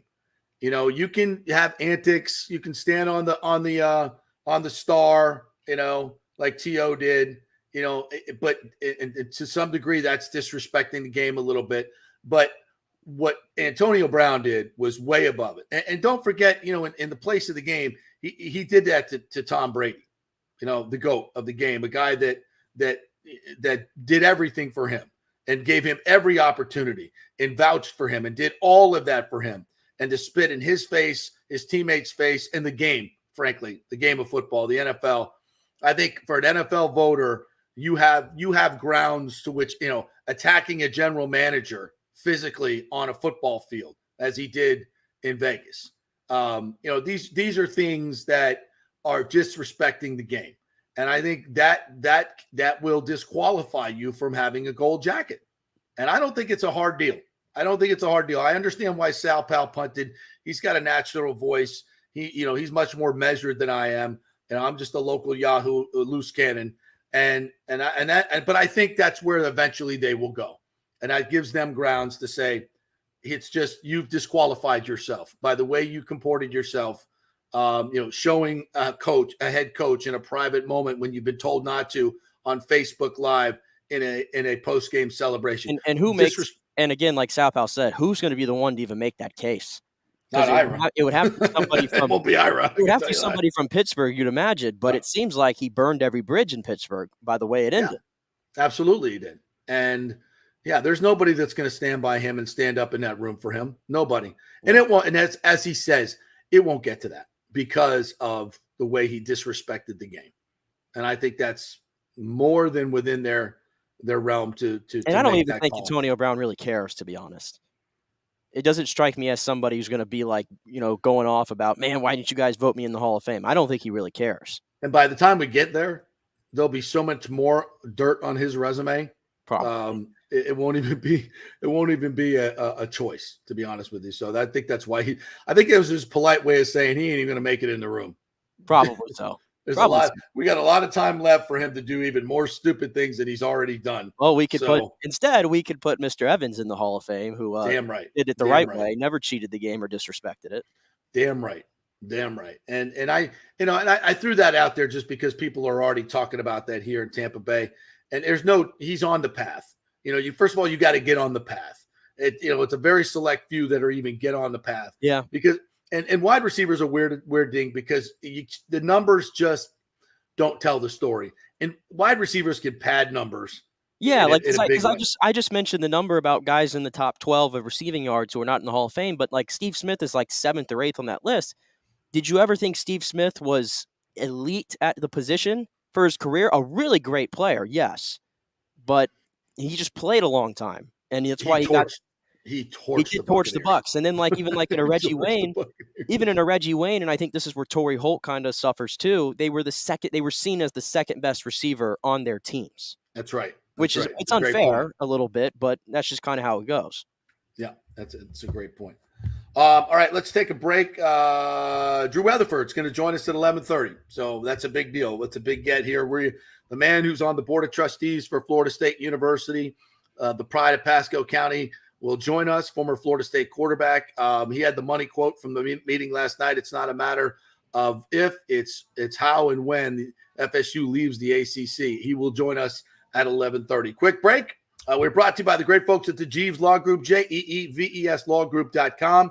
If you have gotten involved in a personal accident and you need that personal attention, they are the folks to give it to you. If your car has been totaled in an accident and you don't think you got the settlement you deserve, the Jeeves Law Group specializes in that litigation. So contact them through the website, JEEVESLawGroup.com. That's JEEVESLawGroup.com. Back in 3, Drew Weatherford coming up at 11:30.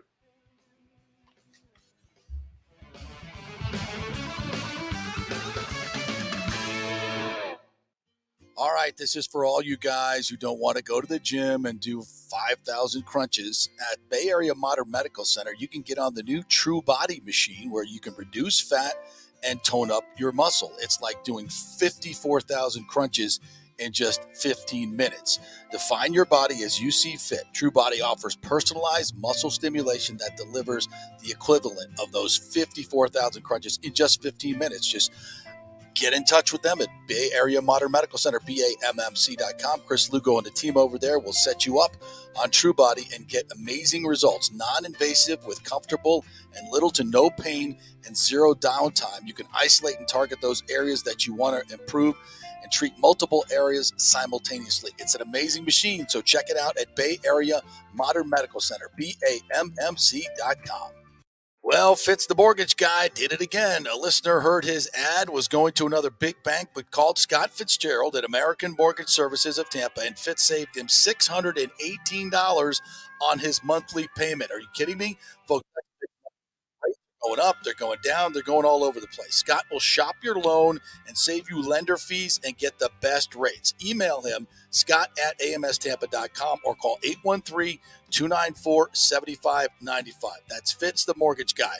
Lots of stuff going on right now, and these rates are going all over the place. You need somebody knowledgeable in the market that will work hard for you and get you the best deal. That's my man, Scott. He's done 3 loans for me, done thousands of loans for local folks here, works with a lot of the coaches and players in the area.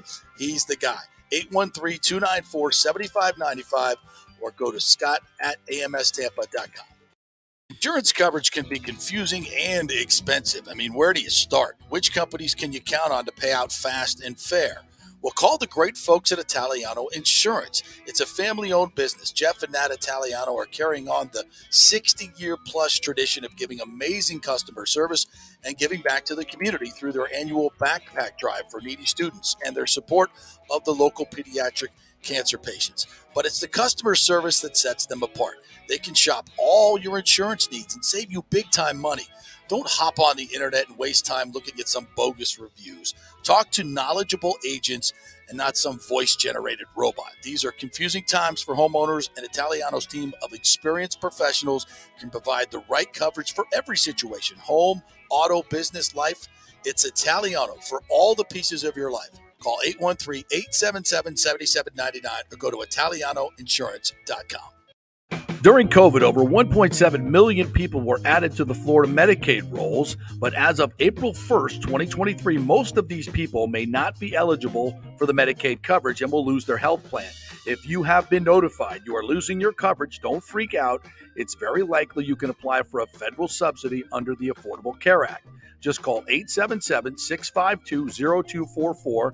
Our representatives will walk you through the whole process, get some basic information on your income, number of kids, and then they'll find a plan that best fits your needs. In fact, with the new laws, 90% of Americans qualify for reduced or free health care. You can select great plans like Florida Blue, that's my carrier, love them, paying $800 left after making the call. 877-652-0244. Our highly trained professionals know all the intricacies of the new laws. They will do all the work. You save tons of money. So if you're being dropped from Medicaid, fear not. Call 877-652-0244. Get real health insurance, free doctor visits, free blood work, no deductibles. 877-652-0244. Hey, JP here for Extravaganza Productions Incorporated, EPI. You've probably seen their purple logo at so many events that you've gone to. They are based in Tampa. And for over 33 years, they've been creating and producing conferences, meetings, and special events, the biggest to the smallest. Solid reputation of delivering the best audio-visual, sound, lighting, entertainment, video production, and decor on time and on budget. I've worked with them with so many big events. The Warrior Games, which was an Olympic-style event all over Tampa Bay, from McDill to the Convention Center to USF. They did it flawlessly, made it look big and fantastic. I've worked with them on small events as well, large and small meetings and conferences, sporting events, fundraisers. If you got a fundraiser, you don't know the logistical way to pull it off, they'll take care of everything. Entertainment events, branding events, grand openings, so much more. The folks at Extravaganza Productions are the most professional and the best. I've worked with them many times. They are fantastic. You can contact them through extravaganzaproductions.com or call 813-621-4700. Extravaganza Productions, they are awesome. Let's go. Right now, back to the show with JP on FanStream Sports. We are back.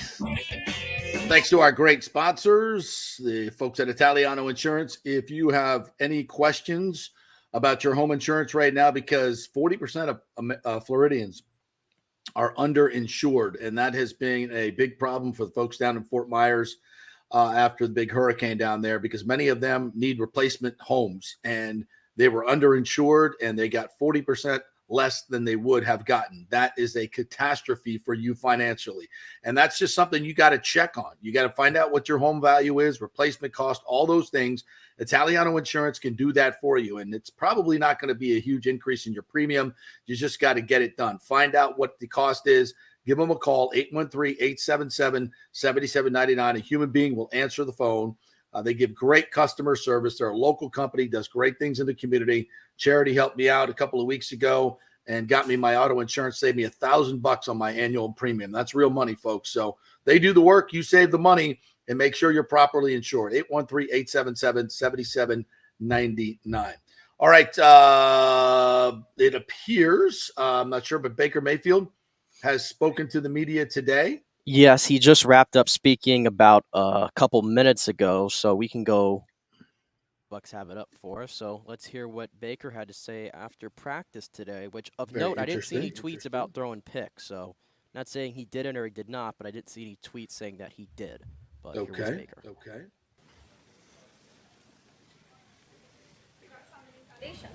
Appreciate it. Yeah, really exciting. Something that's been in the works. Baker Naylor Mayfield Foundation, so we're excited about that. So, yeah, I mean, obviously, opening up with that. Appreciate you mentioning it. First event will be August 27th, day after our last preseason game. It'll be at Topgolf. Just obviously extremely thankful for Topgolf being able to help us do a kind of a big event for the first launch. But just, I mean, our foundation just trying to even the odds, you know, give everybody a chance to have success, whether it be healthy foods, you know, getting kids in after-school activities and sports, healthy lifestyle choices, just trying to raise everybody's equality so they have a better chance of having success, and just staying resilient through adversity, and just trying to, you know, base it off of kind of my story as well. So just making sure that everybody has the same opportunities. You're just going to say, what inspired you to do this?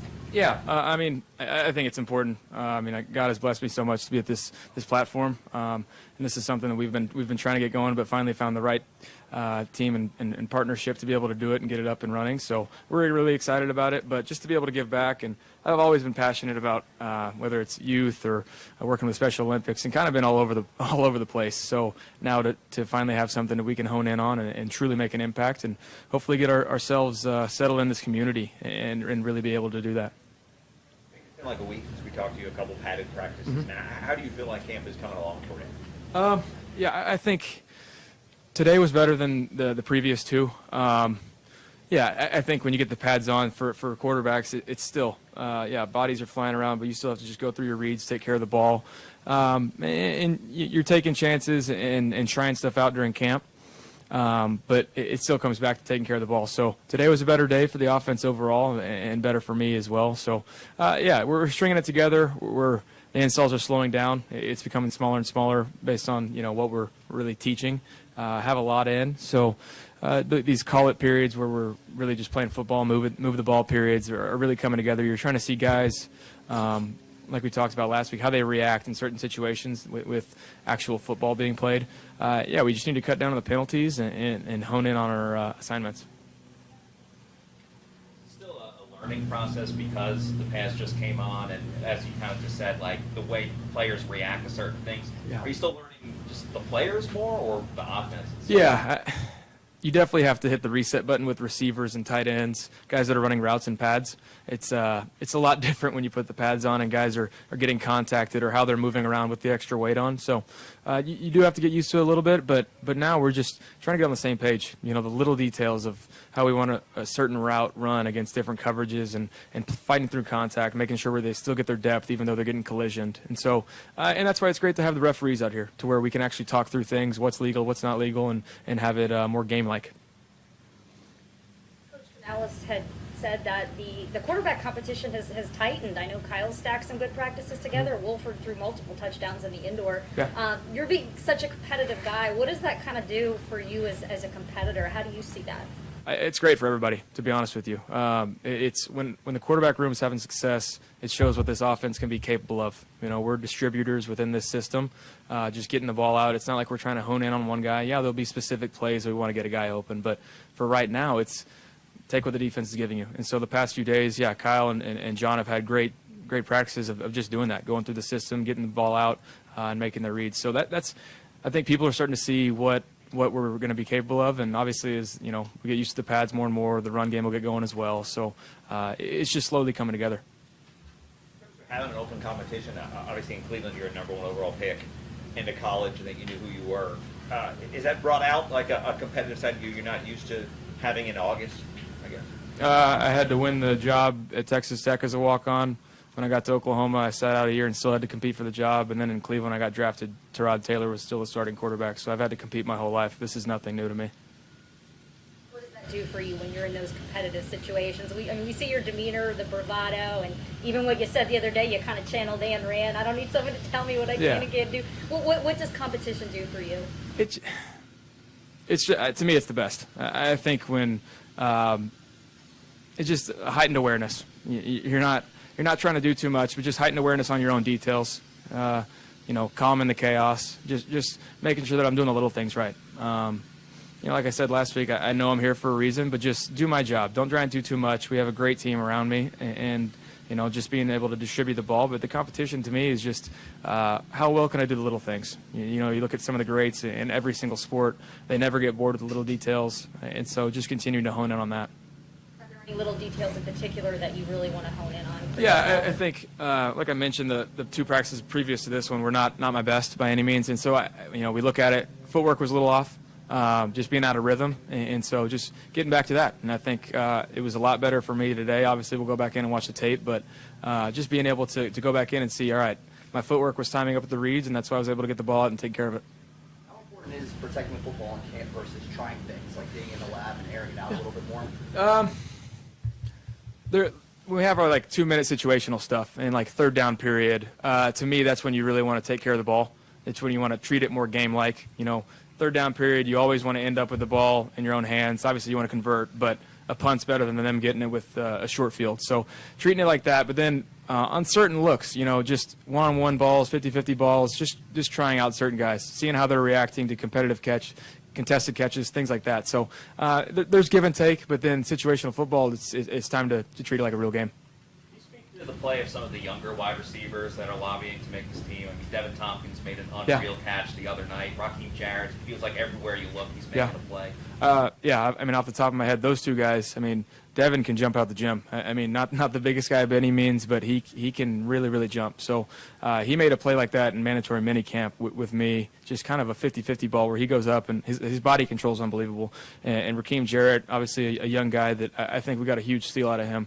Extremely talented. The way he is able to run his routes and stay grounded through the catch. He's not jumping up for balls that are hitting him in the face. He's catching it and finishing through. So there's little natural tendencies that you really can't teach that are pretty special about those two guys. And yeah, the younger guys, it's a lot being thrown at them when you put the pads on. They have the whole installs in. So I think for the most part, they're really handling it well. And I think our younger tight ends are doing a really good job too.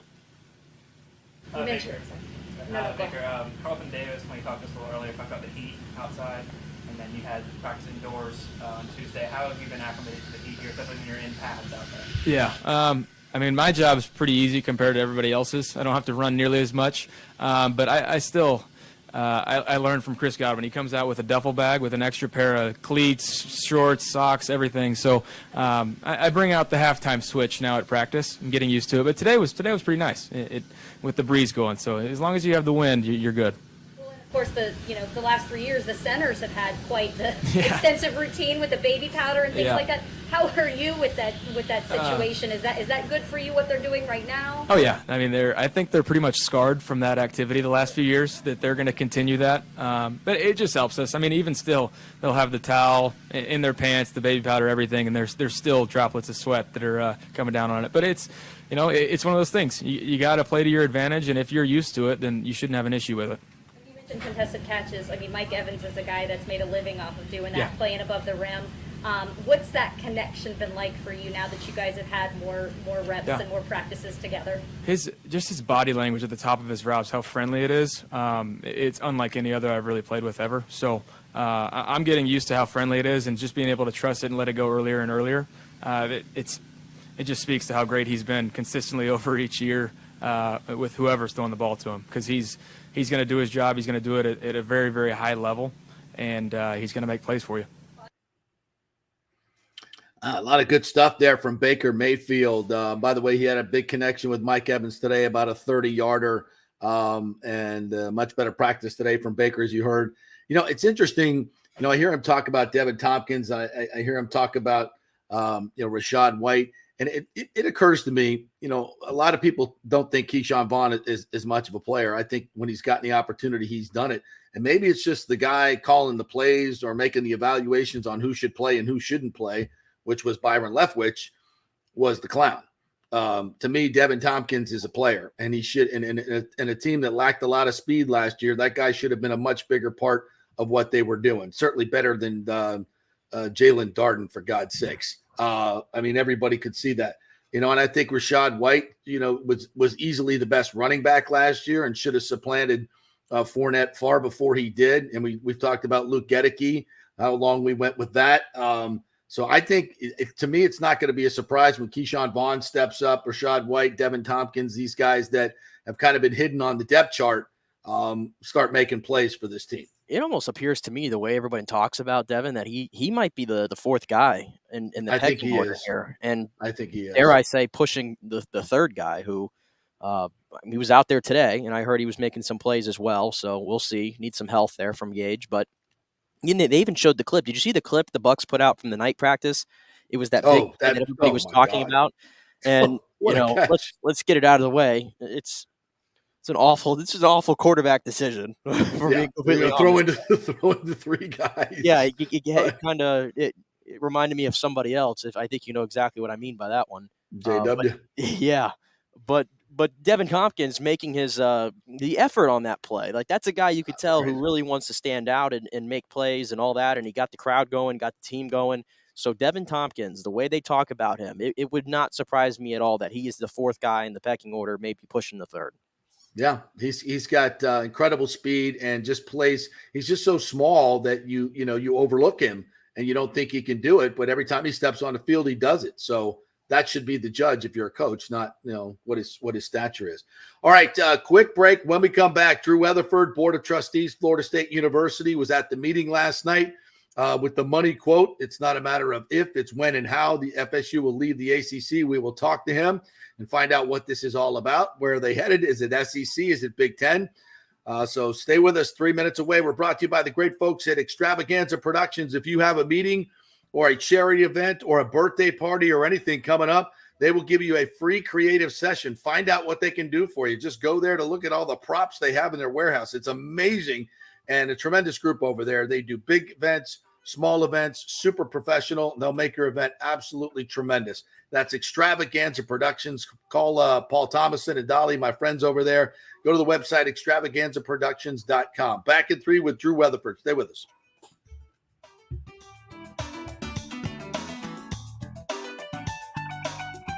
Insurance coverage can be confusing and expensive. I mean, where do you start? Which companies can you count on to pay out fast and fair? Well, call the great folks at Italiano Insurance. It's a family-owned business. Jeff and Nat Italiano are carrying on the 60-year-plus tradition of giving amazing customer service and giving back to the community through their annual backpack drive for needy students and their support of the local pediatric cancer patients. But it's the customer service that sets them apart. They can shop all your insurance needs and save you big-time money. Don't hop on the internet and waste time looking at some bogus reviews. Talk to knowledgeable agents and not some voice-generated robot. These are confusing times for homeowners, and Italiano's team of experienced professionals can provide the right coverage for every situation. Home, auto, business, life. It's Italiano for all the pieces of your life. Call 813-877-7799 or go to italianoinsurance.com. Well, Fitz the mortgage guy did it again. A listener heard his ad, was going to another big bank, but called Scott Fitzgerald at American Mortgage Services of Tampa, and Fitz saved him $618 on his monthly payment. Are you kidding me? Folks, that's big money. Rates are going up, they're going down, they're going all over the place. Scott will shop your loan and save you lender fees and get the best rates. Email him, scott@amstampa.com, or call 813-294-7595. That's Fitz the mortgage guy. Lots of stuff going on right now, and these rates are going all over the place. You need somebody knowledgeable in the market that will work hard for you and get you the best deal. That's my man, Scott. He's done 3 loans for me, done thousands of loans for local folks here, works with a lot of the coaches and players in the area. He's the guy. 813-294-7595, or go to scott@amstampa.com. Hey, JP here for Extravaganza Productions Incorporated, EPI. You've probably seen their purple logo at so many events that you've gone to. They are based in Tampa, and for over 33 years, they've been creating and producing conferences, meetings, and special events, the biggest to the smallest. Solid reputation of delivering the best audio-visual, sound, lighting, entertainment, video production, and decor on time and on budget. I've worked with them with so many big events.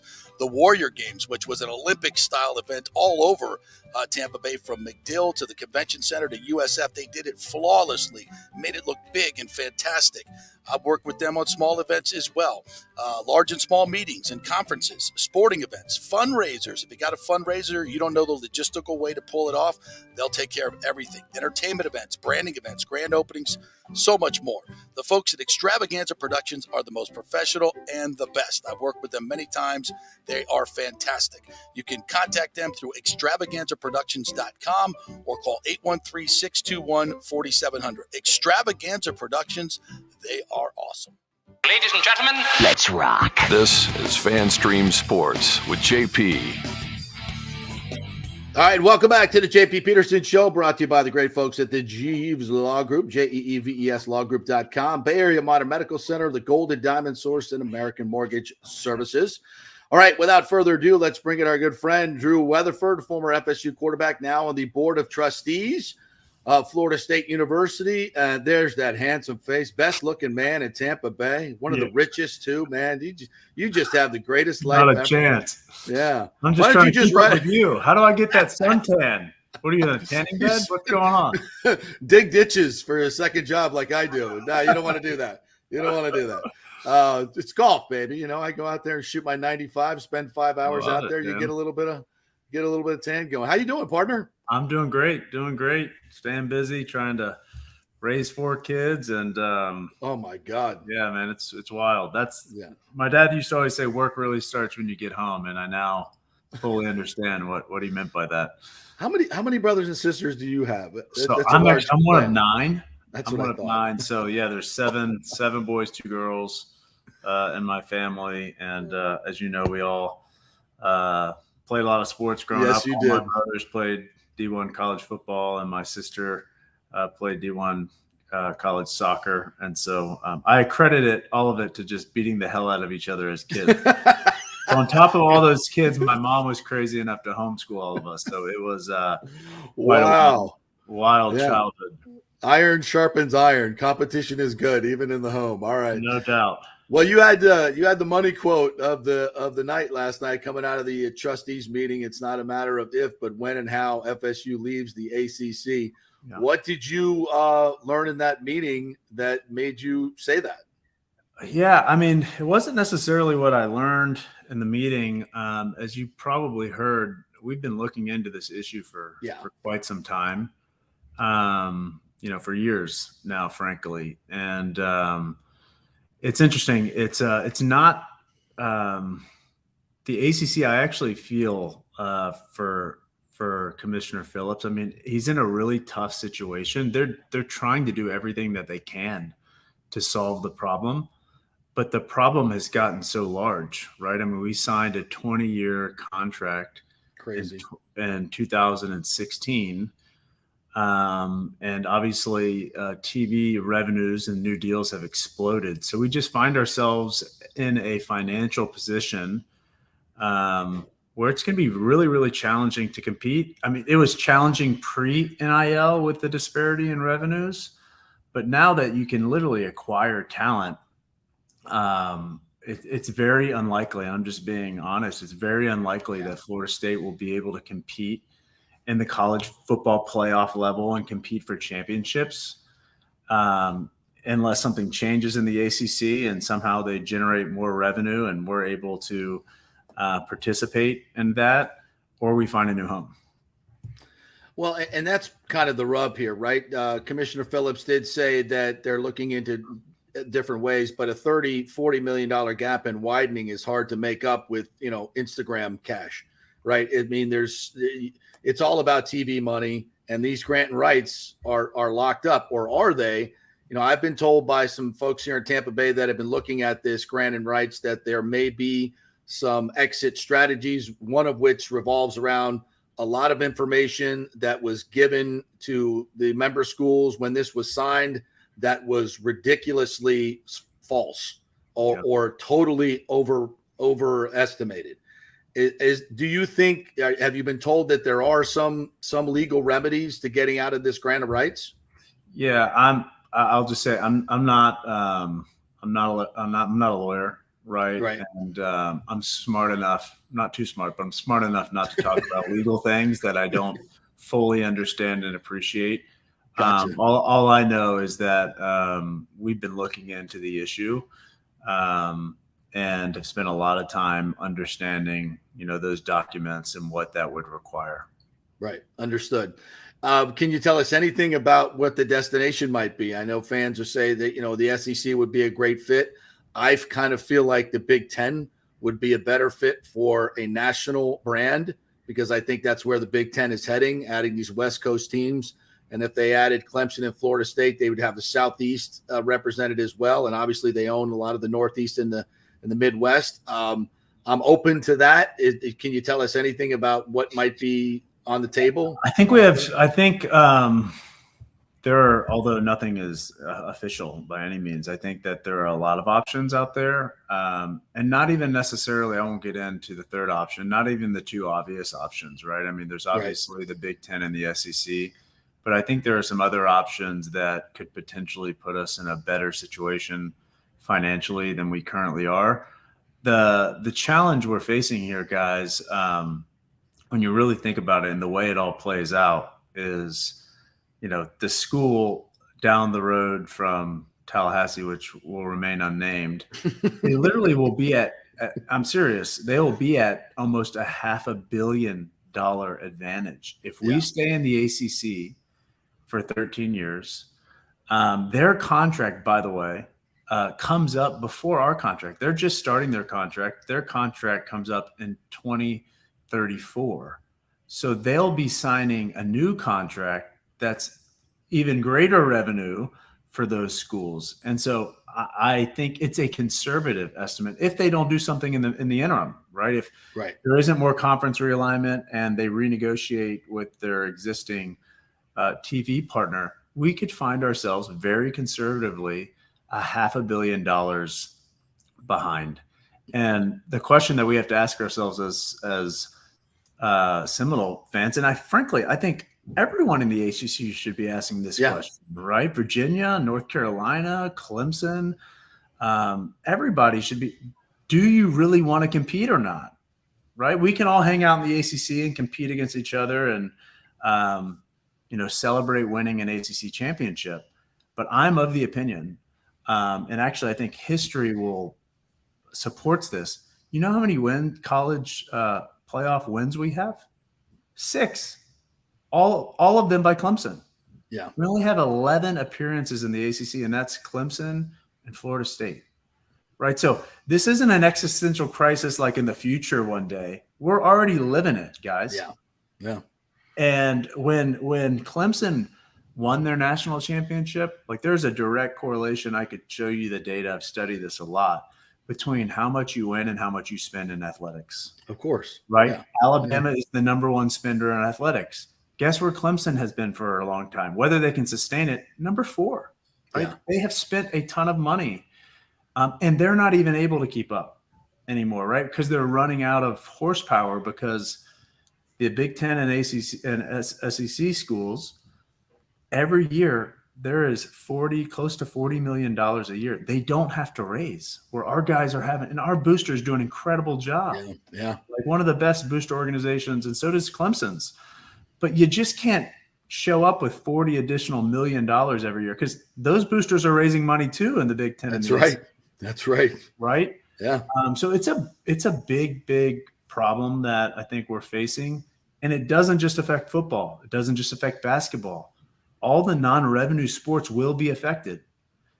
There will be a day where the girls' college soccer player at the University of Florida is making $50,000. And guess how much our girls are going to make? Nothing. Yeah. Right? Because that's how money cascades down, right? Yep. Well, Yeah. Their NIL bucket will be so much bigger than ours that it'll virtually be impossible for us to compete. How fast do you think this is going to happen? Do you have any timetable?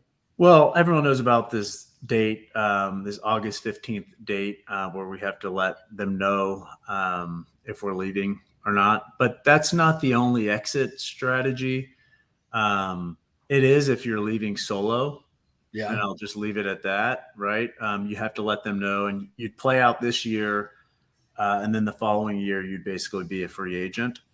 So all options are on the table, honestly, for us. And ultimately, we're just trying to do, as a board member, we have a fiscal responsibility to take care of the educational aspects of Florida State University and the athletic ones, right? So this is part of our responsibility to look out for what's in the best interest of Florida State athletics, and staying in the ACC does not make a very compelling case to be there long term.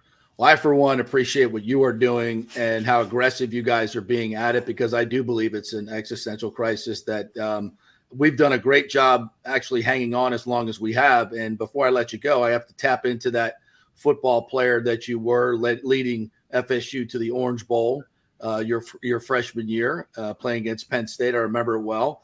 Triple overtime, if I'm not mistaken. Still trying to catch up on sleep from that game. I think it went to like 1 in the morning.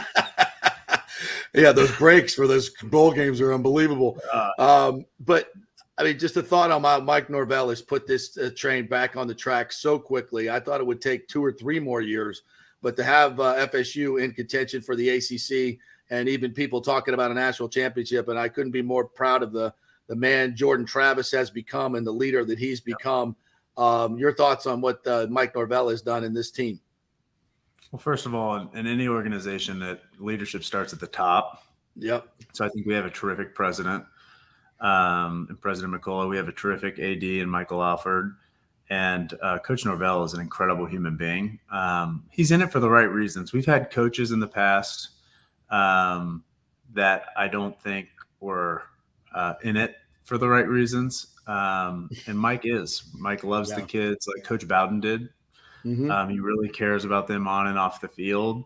And when times get tough, like you want to play for a coach like that. You want to play for a guy that you know really cares about your well-being, not just when you're between the lines. And so I think he's just built he's earned their trust, the players. He's earned the fans' trust. And they believe in him and they believe in each other. And for the first time, I think this should get everyone excited. For the first time in a long time, we have a world-class offensive line. Yes. Right. I mean, Florida State always has incredible athletes, great running backs, great receivers, very talented quarterbacks, myself excluded in that. But seriously, they are really good up front. And if you ever look at a Florida State team and you go back, look at how many of those guys ended up in the NFL that played on national championship teams. Yep. On both sides of the ball, they're really, really good, which gives me a lot of hope. Cannot wait. LSU coming up in about a month. Yeah, that's going to be fantastic. I'll see you in Orlando, I'm sure. I'll leave you with this. I think this is an interesting dynamic. I do think FSU, considering all that's going on with the conference, right, it's time, and there's never been a more important year for us to show up on the field and ultimately to show up as fans. Like, we're not just playing for this season, right? We're playing for our future relevance in college football. And we want to be, I think we are desired by the SEC and the Big Ten, but we have to keep winning in order to do so. And that's what I fear the most is you wake up in 13 years and you've been to the college football playoff once or twice. Do they even want you at that time? No. Like, that's what we really have to think about. And I think I challenge all the other ACC schools to really think about that. If you want to compete, right, 13 years from now, with that kind of disadvantage, where will your program be and how attractive will you be? It's a great point. And those other universities ought to be thinking about that themselves as well.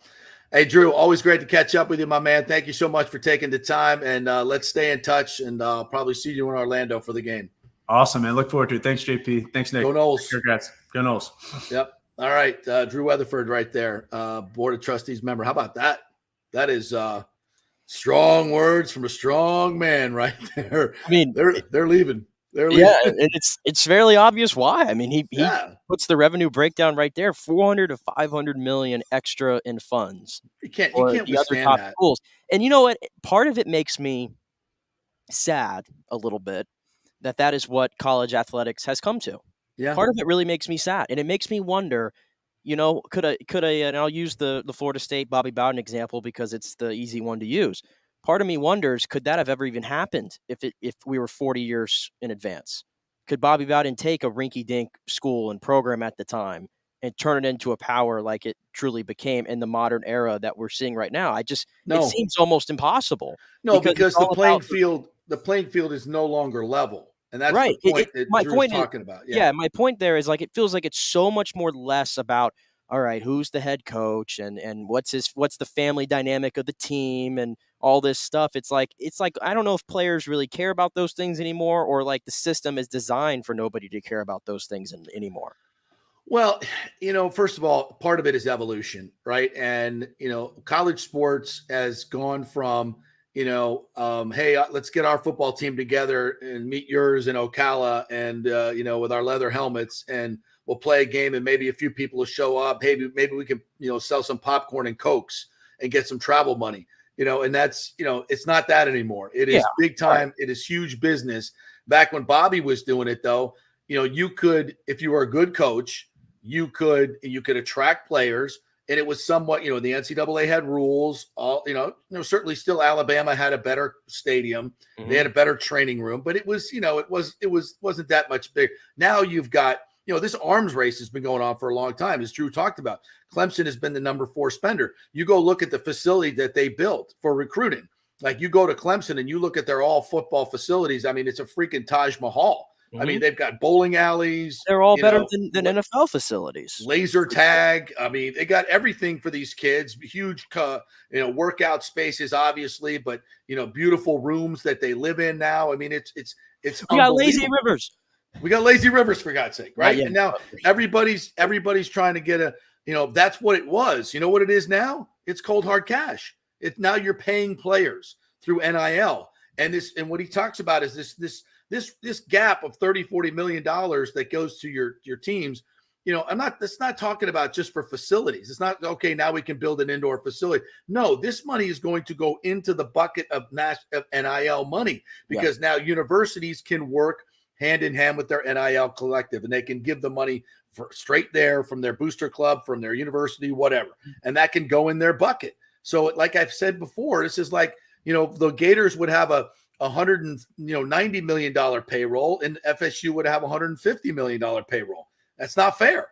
And year after year after year after year, that really, really, really, it's going to get bigger. So he's exactly right. They have to make the move. And this isn't baseball where the $60 million payroll can beat the $300 million payroll. This is not like that. It is all about getting the best talent. I think history will show us. You get the 5-star, 4-star recruits. You have the top recruiting classes. That's just who dominates college football. Go look at the top 5 classes from the last 10 years. All right. And every one of those teams is winning national championships without fail. It's the same folks every year. There might be outliers. Like TCU was an outlier. Right. But the chances of them replicating that again, or any other team replicating that, it's just very, very slim in college football. It just is. So it was so great to have him on and get a lot of that information out there. Let's take another. So well spoken, by the way, might I add. I see why he's on the board of trustees. Super smart guy, very successful in business, and we got to take a quick break. And I want to mention something about that when I come back because it dovetails with a couple other stories I wanted to mention. We'll be right back. We got a couple more things we got to get to before we get out of here. Quick break. Stay with us.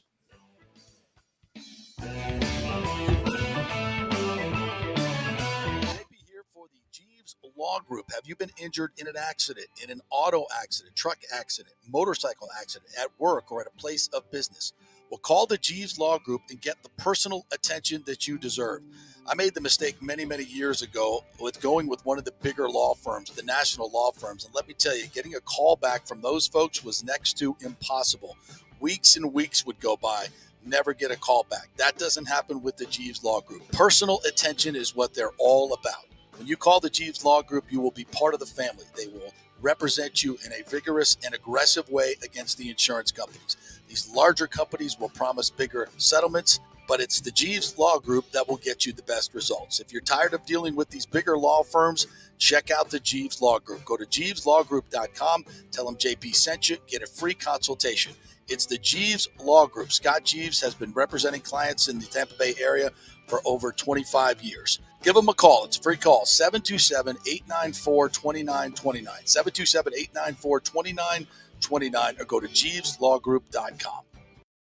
Ladies and gentlemen, are you looking to lose weight or just lean up for bathing suit season where there are so many diets and chiropractors and weight loss clinics out there? You don't know where to start, right? We'll start at Bay Area Modern Medical Center. Chris Lugo, PA, and his professional staff will devise a personal plan for you that gets results and will help you keep the weight off. Everybody metabolizes food and supplements differently. Many of these other approaches are designed for the masses. So how's that going to work for you specifically? It's not. Chris will spend one-on-one time with you to find out what works best for you so the weight comes off safely without the use of harmful drugs and side effects. Call 844-977-3477 or go to BAMMC.com. Tell them JP sent you for priority scheduling. 844-977-3477 or BAMMC.com. Insurance coverage can be confusing and expensive. I mean, where do you start? Which companies can you count on to pay out fast and fair? Well, call the great folks at Italiano Insurance. It's a family-owned business. Jeff and Nat Italiano are carrying on the 60-year-plus tradition of giving amazing customer service and giving back to the community through their annual backpack drive for needy students and their support of the local pediatric cancer patients. But it's the customer service that sets them apart. They can shop all your insurance needs and save you big-time money. Don't hop on the internet and waste time looking at some bogus reviews. Talk to knowledgeable agents and not some voice-generated robot. These are confusing times for homeowners, and Italiano's team of experienced professionals can provide the right coverage for every situation: home, auto, business, life.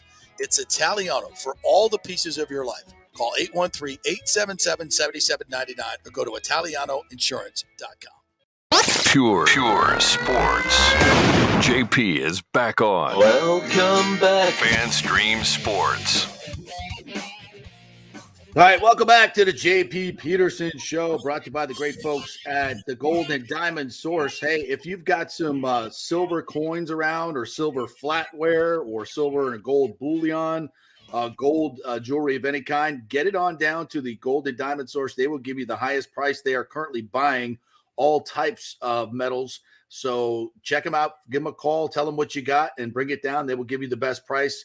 If you ever have any old jewelry around, it's always a great idea to gather it up and take it over to the Golden Diamond Source, and they will give you some cold, hard cash for that stuff that's just been sitting around in your jewelry box that you don't wear anymore. Obviously, if you're looking to get engaged, great place to do that. The best selection, the best service, the best customer service, and great folks all around in the community. So, it's the Golden Diamond Source, 3800 Olmerton Road, always online at thegoldendiamondsource.com.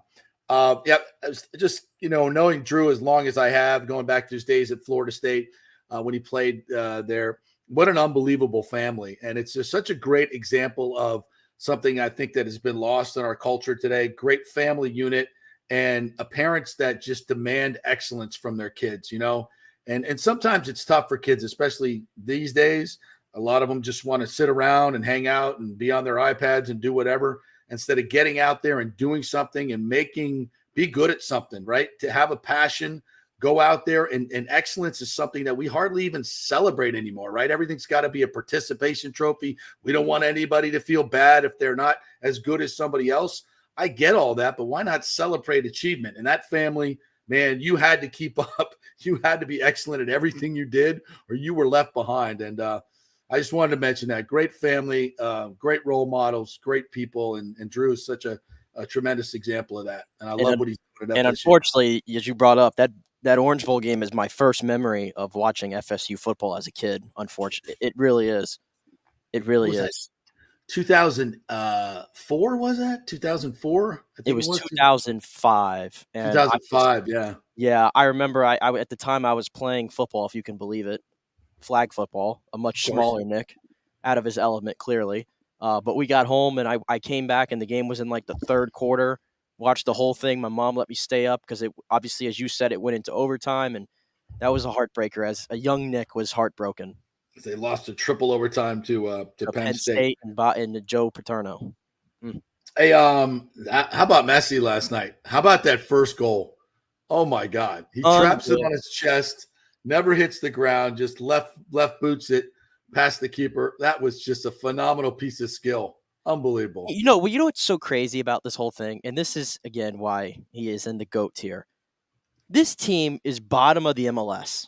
Okay, they haven't even played an actual MLS like official game. This is all in the Leagues Cup so far. But they're the worst team in the MLS. And all of a sudden, this dude, Robert Taylor, I keep hearing his name, and he's like involved in every Messi goal. Never heard of this dude. No. And all of a sudden, he looks like he should be playing in Europe along with Messi and Joseph Martinez. It's like everybody all of a sudden has like magical powers because Messi came over there, and now they're starting to just like put teams away easily. He's got 5 goals in 3 games. This dude's unreal. And it's like a party down there over at Lockhart Stadium. It's a party atmosphere, and every single day there's a new celebrity. Yesterday it was Derek Jeter. It's like it's every single day. It's the biggest party in Miami right now. Yeah, it was a credible atmosphere last night after the inevitable rain delay at Lockhart Stadium, or whatever the hell they call it now. Lockhart Stadium. Now, what else did we were we going to get to? We said happy birthday to Tom Brady. The Domingo Herman. Very. I didn't realize that the new term for showing up drunk is armpit discomfort. Is that what we call it? How does that work? I don't even know how to even approach this story. I really don't. I mean, if you saw it yesterday, Go ahead. No, I was just going to say, like, because obviously you said Boone's explanation from after the game. You talked about that yesterday or whatever it was. But then yesterday he was on a podcast called the John Boy Podcast, which was kind of cool to see a manager kind of get outside his comfort zone and go on just somebody's random podcast. And they were two younger guys, but they were pretty, straight with their questions. It's not the typical questions you get from like normal media, right? And they basically said like your timeline about Domingo Germán does not add up one bit. And you could see Boone got a little defensive in the interview about the timeline and everything and what really occurred. And then I just think it's so funny. It's like a few hours after that interview, it comes out that he's going to alcohol rehab. So It just, none of this adds up one bit. Yeah. So if you don't know the story, he was scheduled to start against the Rays a couple days ago. They come out and say he's got armpit discomfort, whatever the hell that is. I have no idea what that is. Brito starts, and then Germán comes in, I guess, after the hangover was better. He got an IV or whatever. And then he comes in and pitches great. I mean, I don't mean to make light of it. Alcoholism is what it is, but it's a self-inflicted wound. He needs to get better. We hope he gets better. That's all great. But this is, I mean, it's kind of weird how the Yankees handled the whole situation. It really is. I mean, yeah. And now he's not going to pitch again for the rest of the season. It's just more bad karma right now with the Yankees this season. They just need they just need to never play a game the rest of the season. They need to get it over with. This has been a black eye of a season for them. And I heard last night, I think it was on the Rays broadcast, they had the Newsday Yankees beat writer, and he kind of summed it up. He's like, the Yankees didn't really go out and add big boppers or add anything, and they didn't get rid of the guys who were going to become free agents to get prospects. They just did nothing. It was just like they did nothing. Yeah. And like, how does Brian Cashman hold on to his job? I mean, it's like you didn't either do one thing or the other. Don't just like, oh, we're gonna get some guys back, and we might be. What? It's just you got no shot. I could care less if the Yankees want to be like this. It's better for the Rays, obviously. That's fantastic. Because if the Yankees with the money they can spend, if they actually ever got serious and were interested in building a team and not just going out and get a bunch of overpriced veterans around this whole team that are combustible elements, they could obviously do a lot of damage to the AL East and the rest of the Major League Baseball, but they don't seem interested in doing it. And that if you're a Yankee fan, you got to be disgusted with everything in this operation this season. Yeah, it's a very dysfunctional organization right now, no question about it. All right, I'm on my way to Canton tomorrow, a special edition of the JP Peterson Show. We're going to have Rondé Barber, the interview we did with him right after he was elected to the Hall of Fame. It is a wide-ranging and tremendous interview. I'm going to try to pop on my flight. Who knows with flights these days. I'm going to try to pop on in the 11 o'clock hour, kind of give you a feel for what's going on up in Canton. And that'll be the big show for tomorrow. And Nick will be back handling all the other. We'll have some other great sound for you. So we will see you then. Have a great day, everybody.